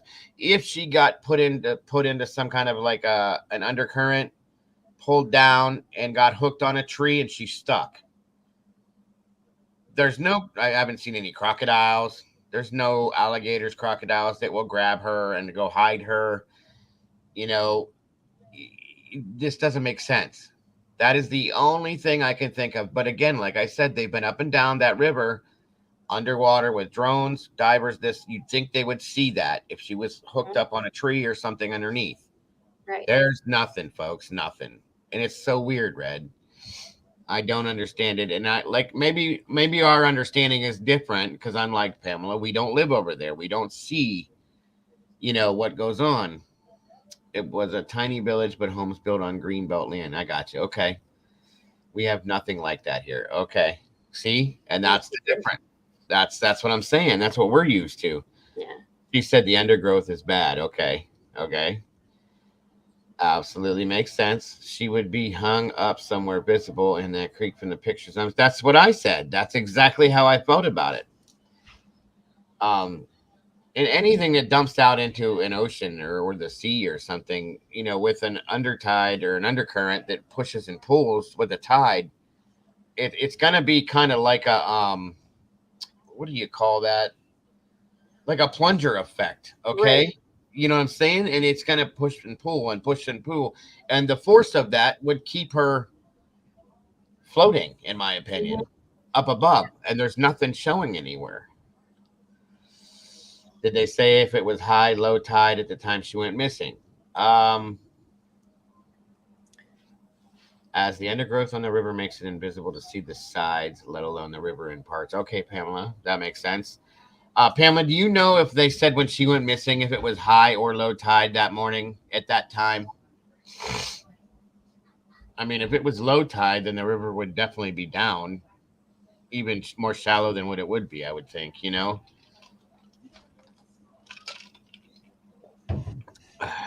And it's not like super dense to see from above. Trying to find tide. Oh, okay. Thank you, Pamela. Very much appreciated. With the drones and the helicopters and stuff that we're up watching, the pictures are showing as well manicured stream. Yeah, it does look like that, Red. And it's very slow moving. Yeah, the supervisor here is saying that it's not, but the pictures and videos I've seen, it doesn't seem to flow very fast at all. Which in turn, in my opinion, if she would have went in, would have given her time to move about, to stand up, to make noise, to do something. Right. Nobody, with all the people that were there, nobody saw or heard anything like that. It's odd. It's odd. I'll keep this rolling for you guys. Sorry. I understand that this is... Yeah. What'd you say? Said I'm going to have to leave in a couple minutes. Oh, yeah, that's fine. I understand. And again, Pamela, I do want you to know how much we appreciate your information and everything you're throwing at us, because it does help in a lot of ways. It really does. Definitely. Being right there, we can't. All we can go on is what we find via YouTube and on the news nation or stations and stuff like that. So what you're saying and doing, you're not bothering me by any means. It's very much well appreciated. Low tide today is 19:01. Then high tide. The next high tide is at 12:39 a.m. Wednesday morning. Okay. So it would be 7:01 p.m. tonight would be the high tide, and then 12:39. Is there a way to find out what the tides were the day that she went missing on the 27th? Anywhere between 8 and 10 a.m. I'm right on Mississippi River. That's a force of nature. Yeah, it is. So is the Ohio River. Even the Mahoning that I have here with us. Thank you, Pamela. Oh, yes. Thank you once again, Pamela. I hate to have you do all my bidding for me, but I don't know where to go to look for that kind of stuff. So very, very much appreciated. For sure. Rating for those observing the investigation when the river has urged and Nicola has not been found. That does not mean, however, that Nicola was not in the river at some point due to the tidal flow of the river.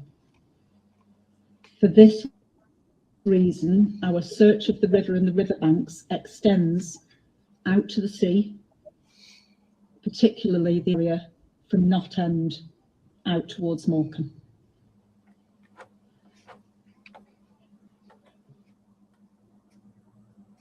So we continue to appeal for drives on Ming, and I will remind people of Nicola's description, the clothing that she was wearing, and her movements on that day.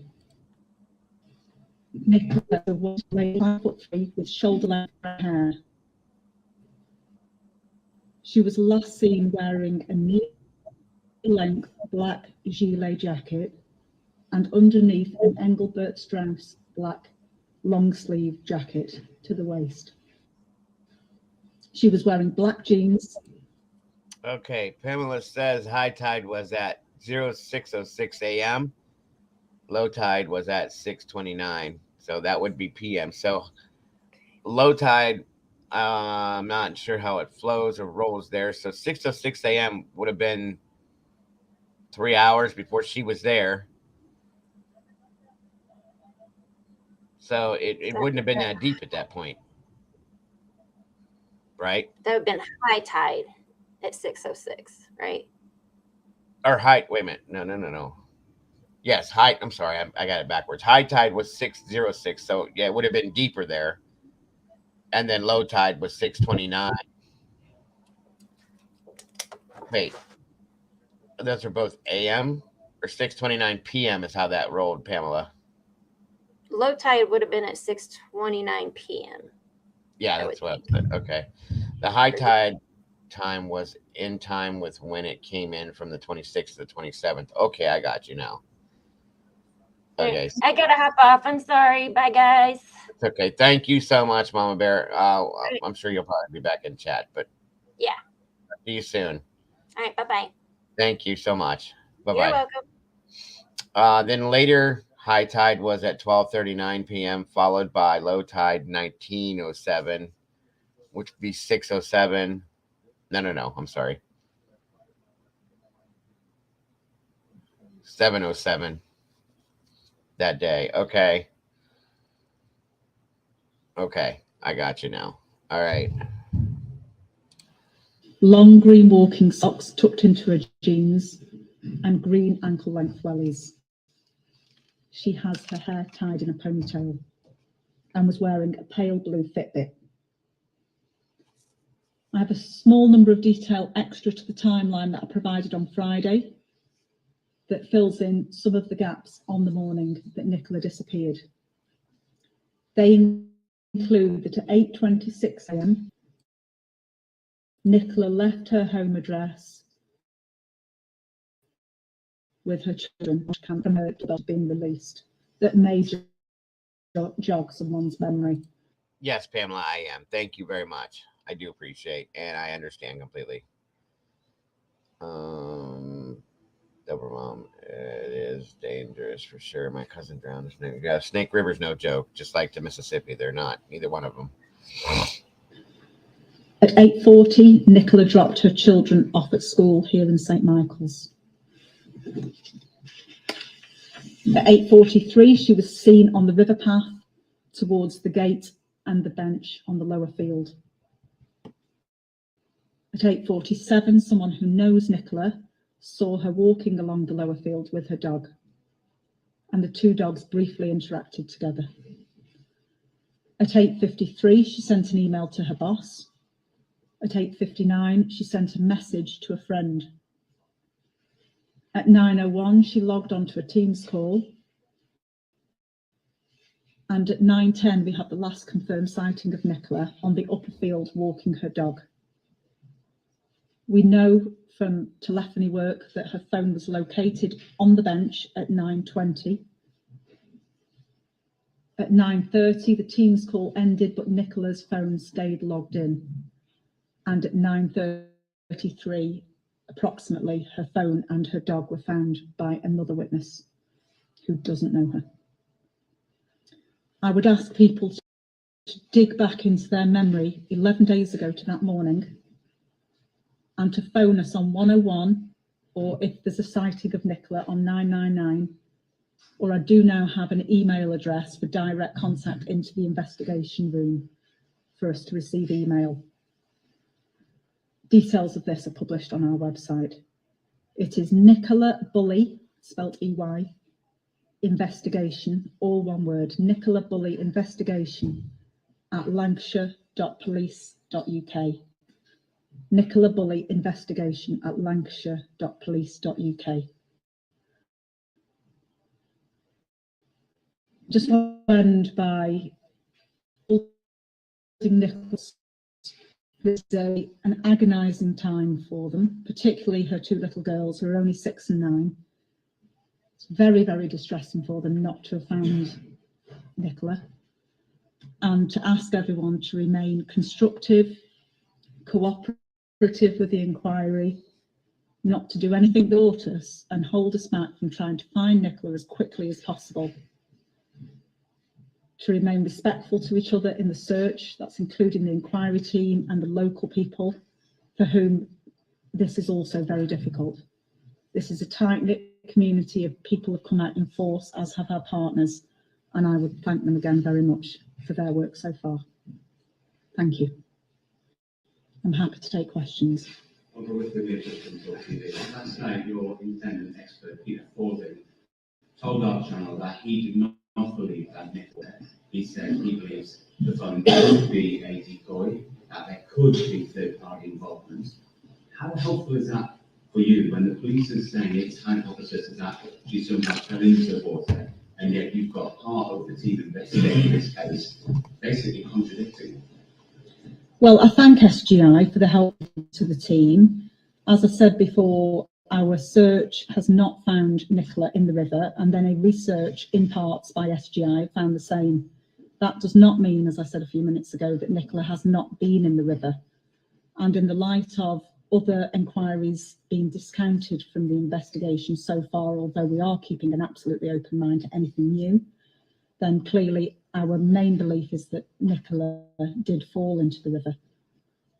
Clearly, Mr. Folding isn't included within all the investigation detail any more than the members of the public are that I'm briefing through these sorts of press conferences.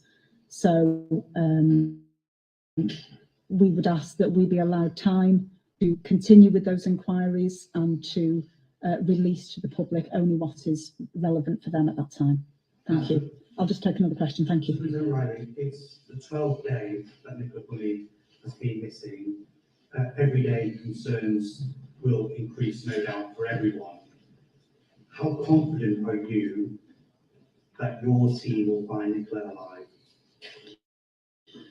It is 12 days since Nicola's been missing, and clearly a 50-kilometre stretch of the river is a complex, 12 days, folks. difficult and moving body of water to search. I do believe that we will find Nicola, but the nature is a powerful force, changes our parameters constantly, which is why we are bringing in the number of experts that we have, so that all the best brains and trained people in the country can give us the absolute best chance of finding Nicola. Thank you. Thank you. You mentioned how 700 vehicles have been searched. Can you give us an idea of what percentage of 700 vehicles? First of all, give us an idea of how many do you think the number of percentage of 700 vehicles do you identify? I don't have a number of vehicles have already submitted dash cam footage. We know that around that number passed through the village that morning. Clearly not everyone has dash cam footage. So it's information is coming in literally by the hundreds, if not thousands, almost every day. And therefore it will take us some time to wade through that information.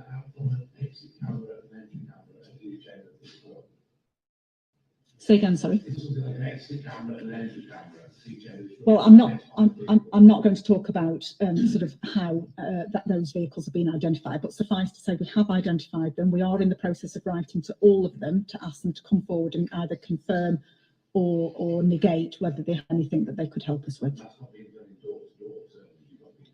Well, clearly not all drivers are local, so we are writing to all those who aren't in the local area, but as I said before, extensive house to house has been done. So if they're in the village, they will have been spoken to. You've reiterated today that the hypothesis you're making is that Nicola fell into the river and didn't leave drugs But obviously after the press conference last week, her friends and family were very quick to come back and say actually there's a CCTV camera which is broken, which we've seen a lot of reaction of that day, and there's been observations made by the police experts who basically said how can the police at this stage, with the information that's in the public domain that they've read about from the newspapers and the rest of it, how can they rule out foul play? So I just wonder what you would say to those concerns raised by kind of other people who are observing this case externally, but also Nicholas' family and friends about, have all of those avenues thoroughly been checked so it completely ruled out. As I said before, we will not be conducting all elements of the investigation in the public eye. You would not expect us to. That would not be the normal way things are done anyway. But I would like to ensure that the investigation so far, it has been checked out. If it's come into it suggesting crime, it has been checked out and discounted. So every single potential third-party line of inquiry, any potential suspicious or criminal element has been looked at and discounted. Now, people who observe and make comment on it in the media, even if they have experience of policing, clearly are not in the inquiry team and will not be privy to all of that. But the fact that the National Crime Agency peer review has absolutely wholeheartedly not identified any other line of inquiry that we have not already started looking at or completed should give reassurance to the wider public. What sort of detail have you searched the wider riverside area away from the water? Well, I'm not able to give exact distances from the river to the riverbank, but clearly if you entered the water and got into distress and ended up on the riverbank, struggling to cope with the fast-moving water, then clearly the riverbank, the immediate riverbanks, have been our main area of search. But as I think I said last Friday, we've searched to within a mile radius of the point that she last went missing, and the publicity has been such now that I think local landers, dog walkers, people in the local area will be very, very aware of Nicola's description of this case, of all the publicity that's been generated, and we'll be looking out in those wider areas. I think that's it, Dover Mom. Thank you. That river and that area, out That into remains the sea. ongoing, but nothing so far that has indicated any particular helpful piece of information. Thank you. Thank you.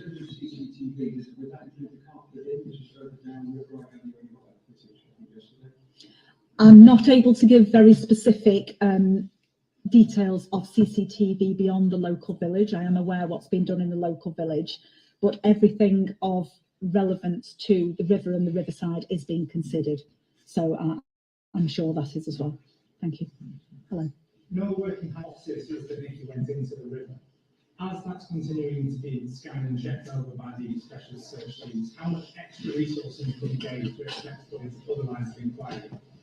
Well, as I said, the team of detectives are number around 40. That is under constant review. So if the search area becomes too wide or the investigation too complex, as the senior investigating officer owned inquiry team will immediately further resources. We're a reasonably sized force. We are very used to bringing in officers from other parts of the county. This is clearly garnering national publicity, and we will be very quick to move them in if we need to, and if we have to go to regional or even national support. We're very open to being led by the facts, to putting whatever is needed to this investigation to it. But I am satisfied that she has the resources that she needs at this time. Thank you. I'll just take the gentleman behind you and I'll come back to you, no problem. You mentioned that Amazon investigators and transferring. Well, there are some properties along the riverside which are empty or derelict. Whilst it may be well intentioned that people think that that could be a line of inquiry, I would ask them to desist from doing that. In some cases, it may be criminal if they're breaking in and causing damage or committing a burglary. We have gone into derelict property, including ones on the riverside, any under renovation that are empty, with the permission of those owners and their knowledge. We have searched houses matching that sort of profile on the river bank, including the grounds. Because there is no criminal element yet identified, and we don't expect there to be in this inquiry, then we're not starting to go into houses because that's not where the inquiry is leading us. Thank you. Just like you said, that because nothing has been found in the river, that doesn't mean that Nicola didn't enter the water. In the same way, because nobody's seen her leaving this Garston Lane entrance or exit, doesn't mean that she couldn't have. Is there any chance that Nicola could have left by that way, either by herself or with somebody else? Yes, that is a possibility, but that's why we appeal for drivers to come forward to try and close off that avenue, or to at least explain and negate any sightings on that lane. The lane between the riverside on Garstang Lane onto the A586 isn't long. People may have forgotten, they may have been away on holiday and missed much of this publicity. So if that is you and you've returned from holiday or returned from an absence, and this incident has sort of largely passed you by till now, I would ask you to think back to Friday the 27th and whether you were on Garstang Lane, and help us exactly close that gap. Thanks. We'll stop searching the river when all the national expert advice and our own staff confirm to us that there is nothing further to be gained by doing that. Idea. However, that does not mean that other inquiries might not continue. So I've mentioned already that the search is extended as far as the sea. Morecambe Bay, for those who know it, is a very wide bay, and the area from Knott End towards Morecambe is particularly rural. So there will be other elements that will remain being searched. People might not see the river itself being searched, but the inquiry team continues to work really diligently far into the evening every single day to try and close anything else off. Thank you. All right, here we go. And that is the most recent press conference on Nicola Bulley. Just to keep you guys up to date with that story that we are following and keeping track of, guys. Again, along with the help of Miss Pamela Gribben, who is in the middle of it, folks. So once again, I do want to show my appreciation to Pamela for being our reporter on the street for this. To be honest with you, that's what it is. And it's very much appreciated, Pamela, with every little piece of information you're sending me. I do.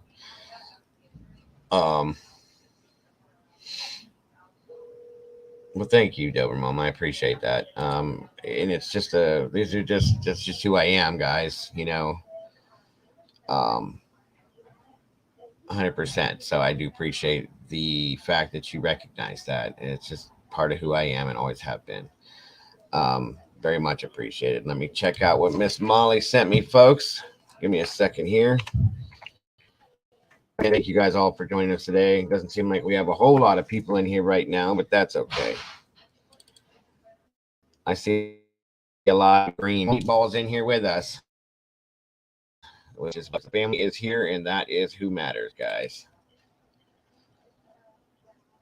Well, I think they're centering in on the where they think that she mostly would be, in my opinion. Dobermom. Again, we don't know how things go over there. You know what I mean? That's why it's great to have Pamela here. And again, Pamela is retired law enforcement, which does help in a sense. So it's nice to have somebody overseas, so that we can handle these stories and we can cover these stories in these cases, to be able to give us the information that we can't just reach out and grab like we can over here.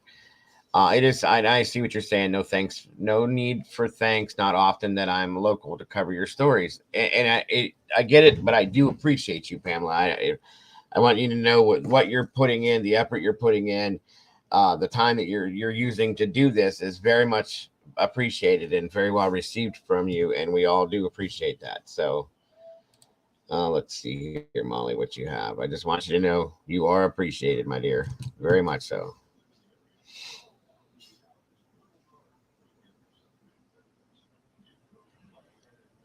there's only 2 ways off, on the field. You know what I mean? So absolutely. Gives you something to think about. Let's see what we got, Miss Molly. Let's check this out. Molly.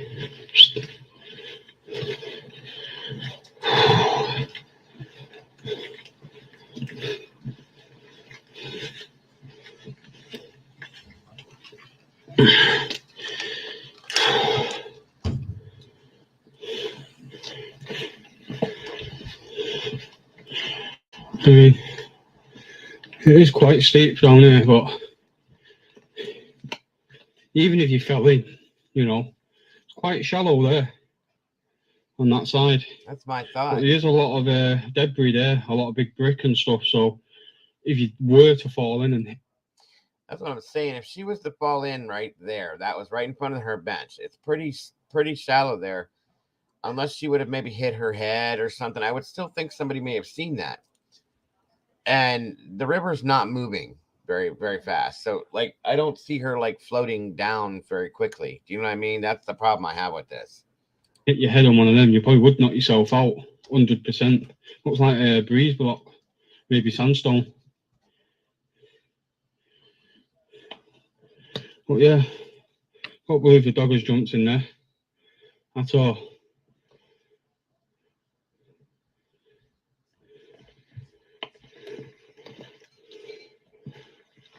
Public area here. Public path. Some more stuff here, so I think we'll go over it. Molly, come on, girl. Come on, girl. Come on. Hip, hip, come on. Up. Up, Molly, come on. Come on, Molly. Up. Up. Molly, come on. Come on, girl. Good girl. Come on. The dog's good girl. Molly.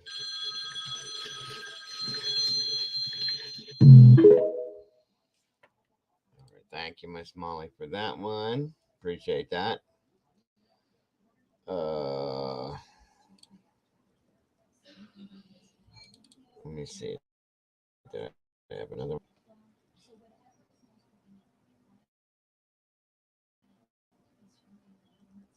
one? Didn't I just show you guys? I just showed you guys the red. I shared it. Or it showed up over here. Or maybe not. Or maybe it didn't. I thought it did. Couldn't preview. I have to download these.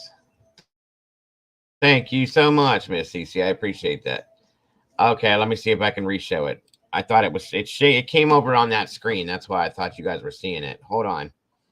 Thank you so much, Miss CC. I do appreciate that so very much. One moment, folks. Let me get this one to download and open. How am I going to drag it over here, though? That's the problem. So what I need to do then is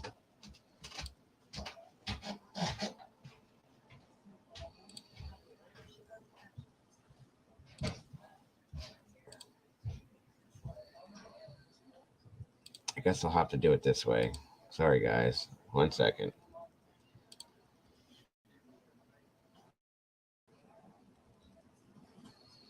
This is the first one that we just watched. There you go. Or no, that's the second one. This is the water. Can you guys see that now?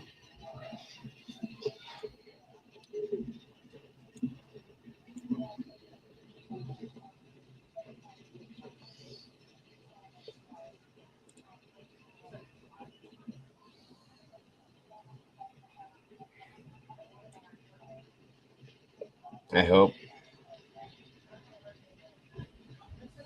Yes, maybe. Nope, it's still not showing it. I don't understand why these are different. That's weird.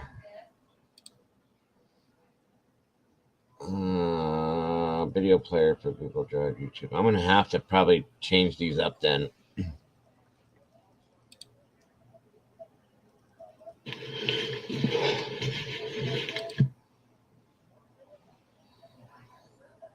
Wait a minute. I don't understand. That's weird. If I drag it over here, it opens the file. Yeah. I'm going to have to convert the files or something, guys. I'm sorry. I don't understand. I tried to bring it in and...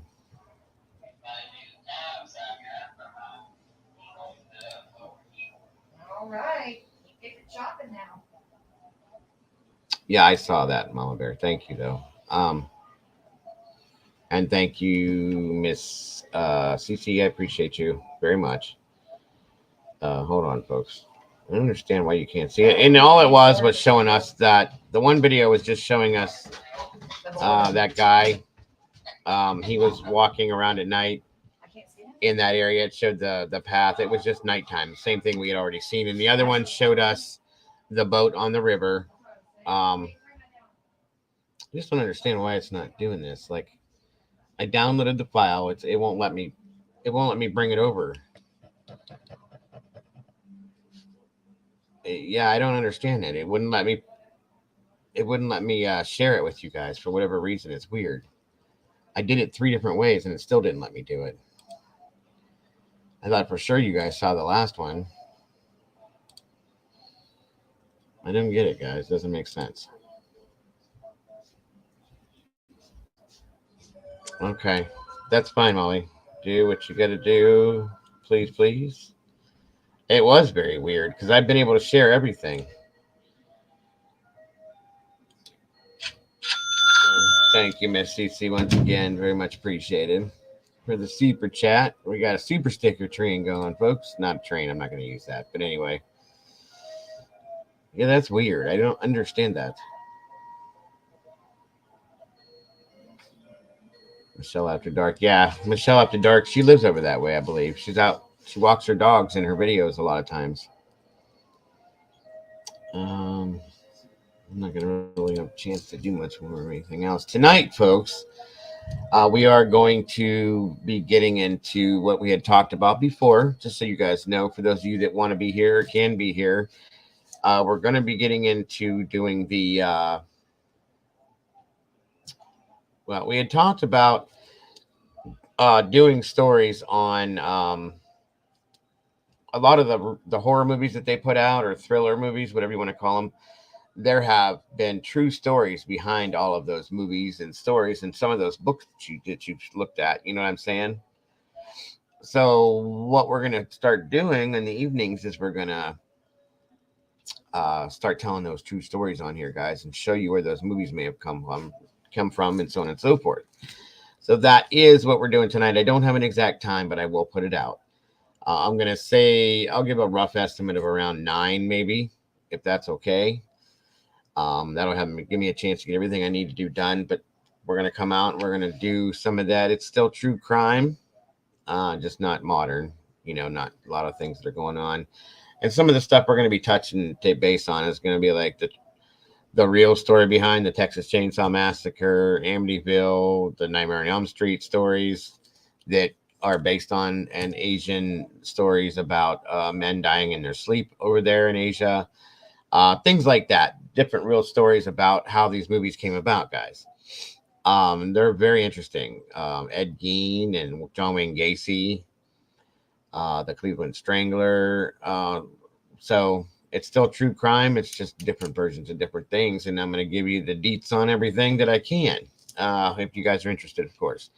So it would be great to see you guys here tonight for that, if you'd like to be.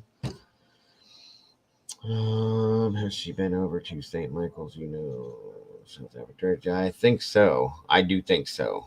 I think she's walked that direction too. Guys, if you can, excuse me for one moment. I'll be right back with you.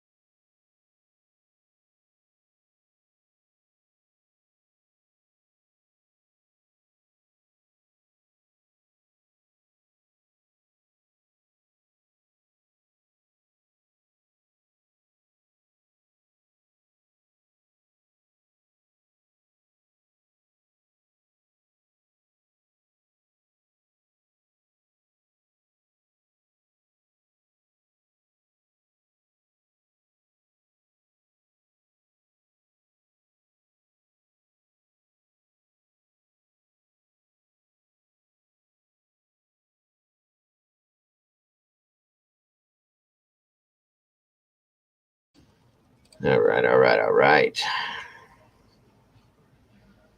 I think we're good here. There. But anyway, that is what we're going to be doing tonight, guys. Starting with tonight, I should say. For those of you that were interested in the evening streams. Again, my apologies for not doing it last night. I was just wore out, guys. I'd have fallen asleep here live with you guys. I don't want to do that to you guys. So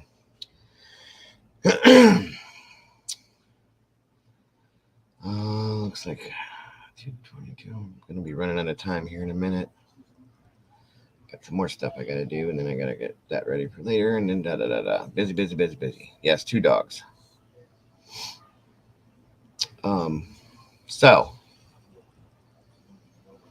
I also wanted to, let me see something. Give you guys a little bit. One second, everyone.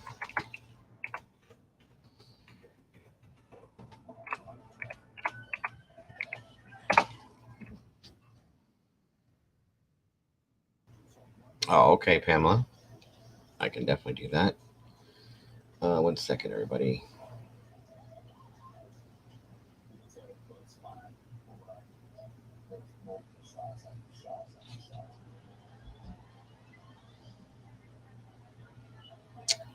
There was a couple different things that had popped up, and I was able to download them from the email and watch them just fine. I can save them and play them tomorrow.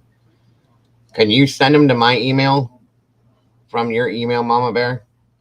I don't understand that. I tried doing everything I did with it.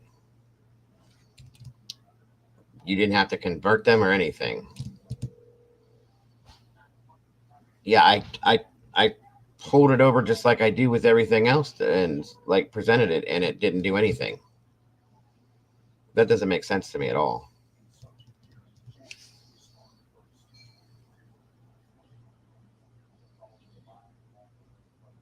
All right, Dober Mom, it's great to see you. Thanks for joining us today. I appreciate you. Yeah and nope. Nope to what and yeah to what? Yeah to what and nope to what? I'm lost. No, it's weird. Oh, yeah. I don't understand that. I did what I always do. I opened it up after I downloaded it. I clicked on a file, and then I presented it as StreamYard has me do, and then kaboom.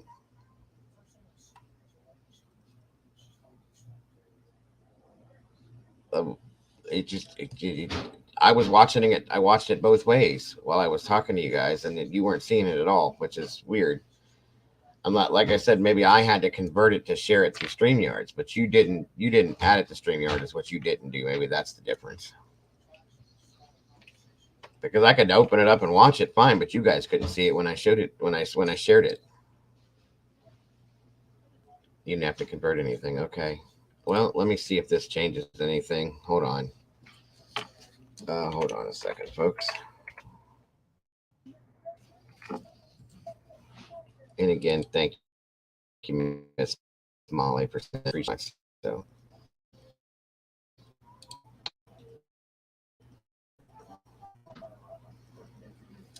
Again, just so everybody knows, I do appreciate emails, anything you guys send me on anything. You don't have to do that. I want you guys to know that. I don't want you to think that I want everybody to take their time out of their day and their, struggle to find things and stuff like that. You don't need to do that, folks. I absolutely appreciate it by all means, but I don't need everybody to. Wait a minute. Well, you already did it then. Hold on a second then. Well, here's one. I did want to show you guys this. This is this one thing here. This brick building thing. I don't think you guys got to see this. And this was from Mama Bear. I appreciate this too, by the way. I think Molly sent these to Mama Bear at one point. You see this here, folks? Here's the river. Okay, but this is this building here. But I'm sure that has been searched. I'll be honest with you. I really would think it would. There's a better close-up of it right there. I imagine they went directly in and searched that in the area there. As you can see, the river bank here, the river itself, and then how this is built into the, this is in the area there. And I want to say it's Molly. Thank you for that. And Mama Bear, I appreciate that. Very much so. I'm sure that all of this has been looked at and searched, because they had talked about searching outbuildings and stuff like that. Thank you very much, Mama Bear. I appreciate your time and energy for doing that. Very much so. So there's those. Now let me jump back in here for a minute, folks. Sorry for the confusion. I guess I have a crappy computer, or something I didn't do was right or something. I guess I don't know.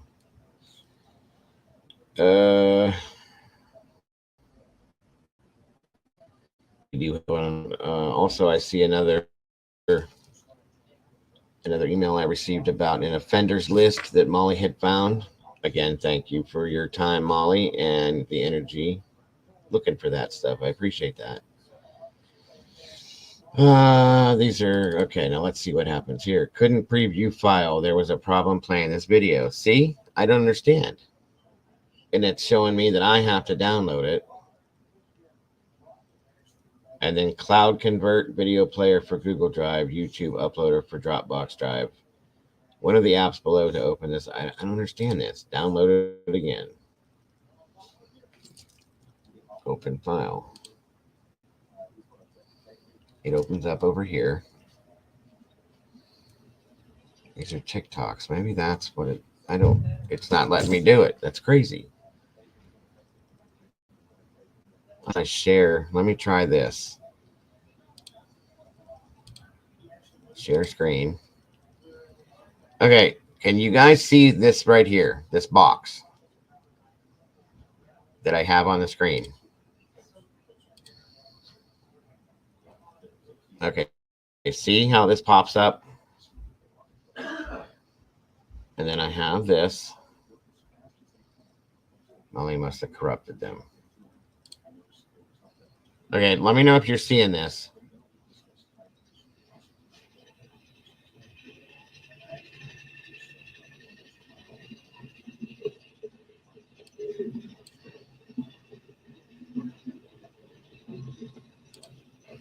Yes, now you can see it? Okay, what did I just do? Okay, so what did I have to do? Hold on, let me do it again.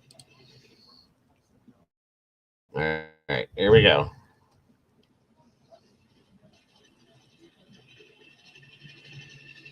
So this is the river as they're out searching the river, so on and so forth.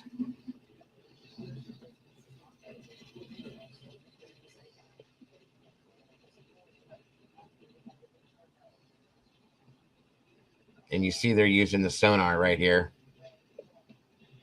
Same type thing that AWP does. And this is the other one. Okay, that's the same one. And that one is too. And then we have this one. Okay, this is the first one you guys didn't see. This is the area where she was last seen at with the bench and all that, but this is at nighttime.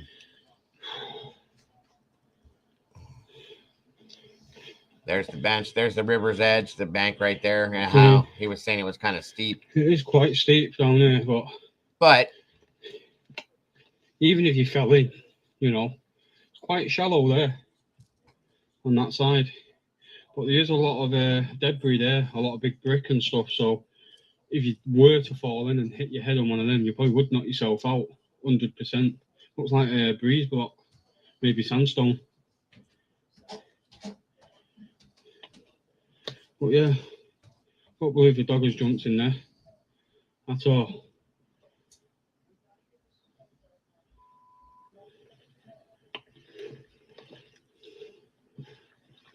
Public area here. Public path.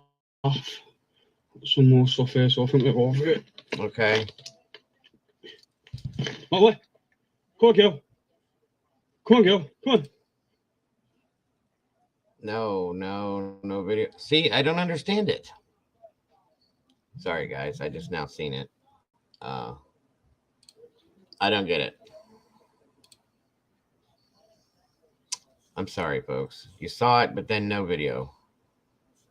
I don't get it.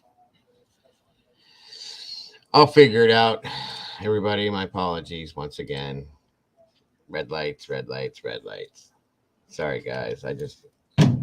It's either I corrupted it or it's not. I don't know what's going on with it. I'll figure out. I'll go look into it and see what's going on. If maybe I have to download it and then I have to change it up. My apologies, everyone. But again, like I said, I'm converting them and sending them again. Okay, Molly. Well, no worries. That's what I'm thinking, that it has something to do with StreamYard, because you have to do a couple things. Because I can play it on my system with no problem. When I try to bring it in here with StreamYard is when there's a problem. So I guess, guys, I don't know. I'm looking forward to seeing who I can see tonight when I do these streams. Hopefully I see some of you guys there. And the people that can't be here during the day, it would be nice to see them as well, that have been asking me to do the nighttime live streams. Hopefully this will be fun and we can continuously do it. I'm looking forward to it. But at this point, folks, I guess I do need to come down a bit. Bring it down for the day. Sorry, come down a bit. I got some stuffs I got to do here at the house. I appreciate every one of you guys being here. Mama Bear, thank you for joining me today. Miss Cheryl, you have a wonderful day as well. It'd be great to see you tonight. Try one of the new ones. Okay, Molly, hold on. Let's see what happens here.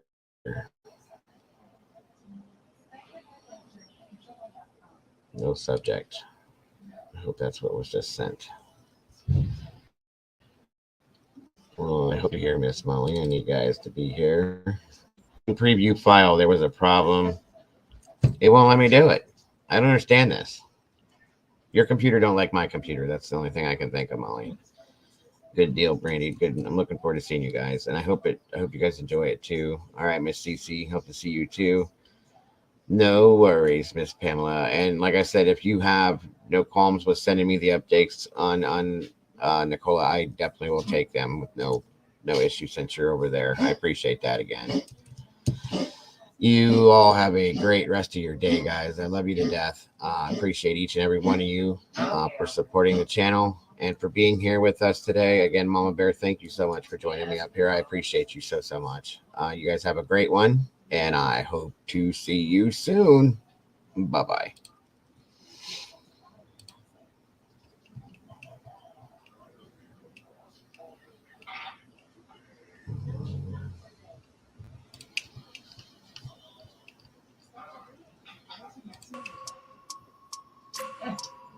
Let's not think about it.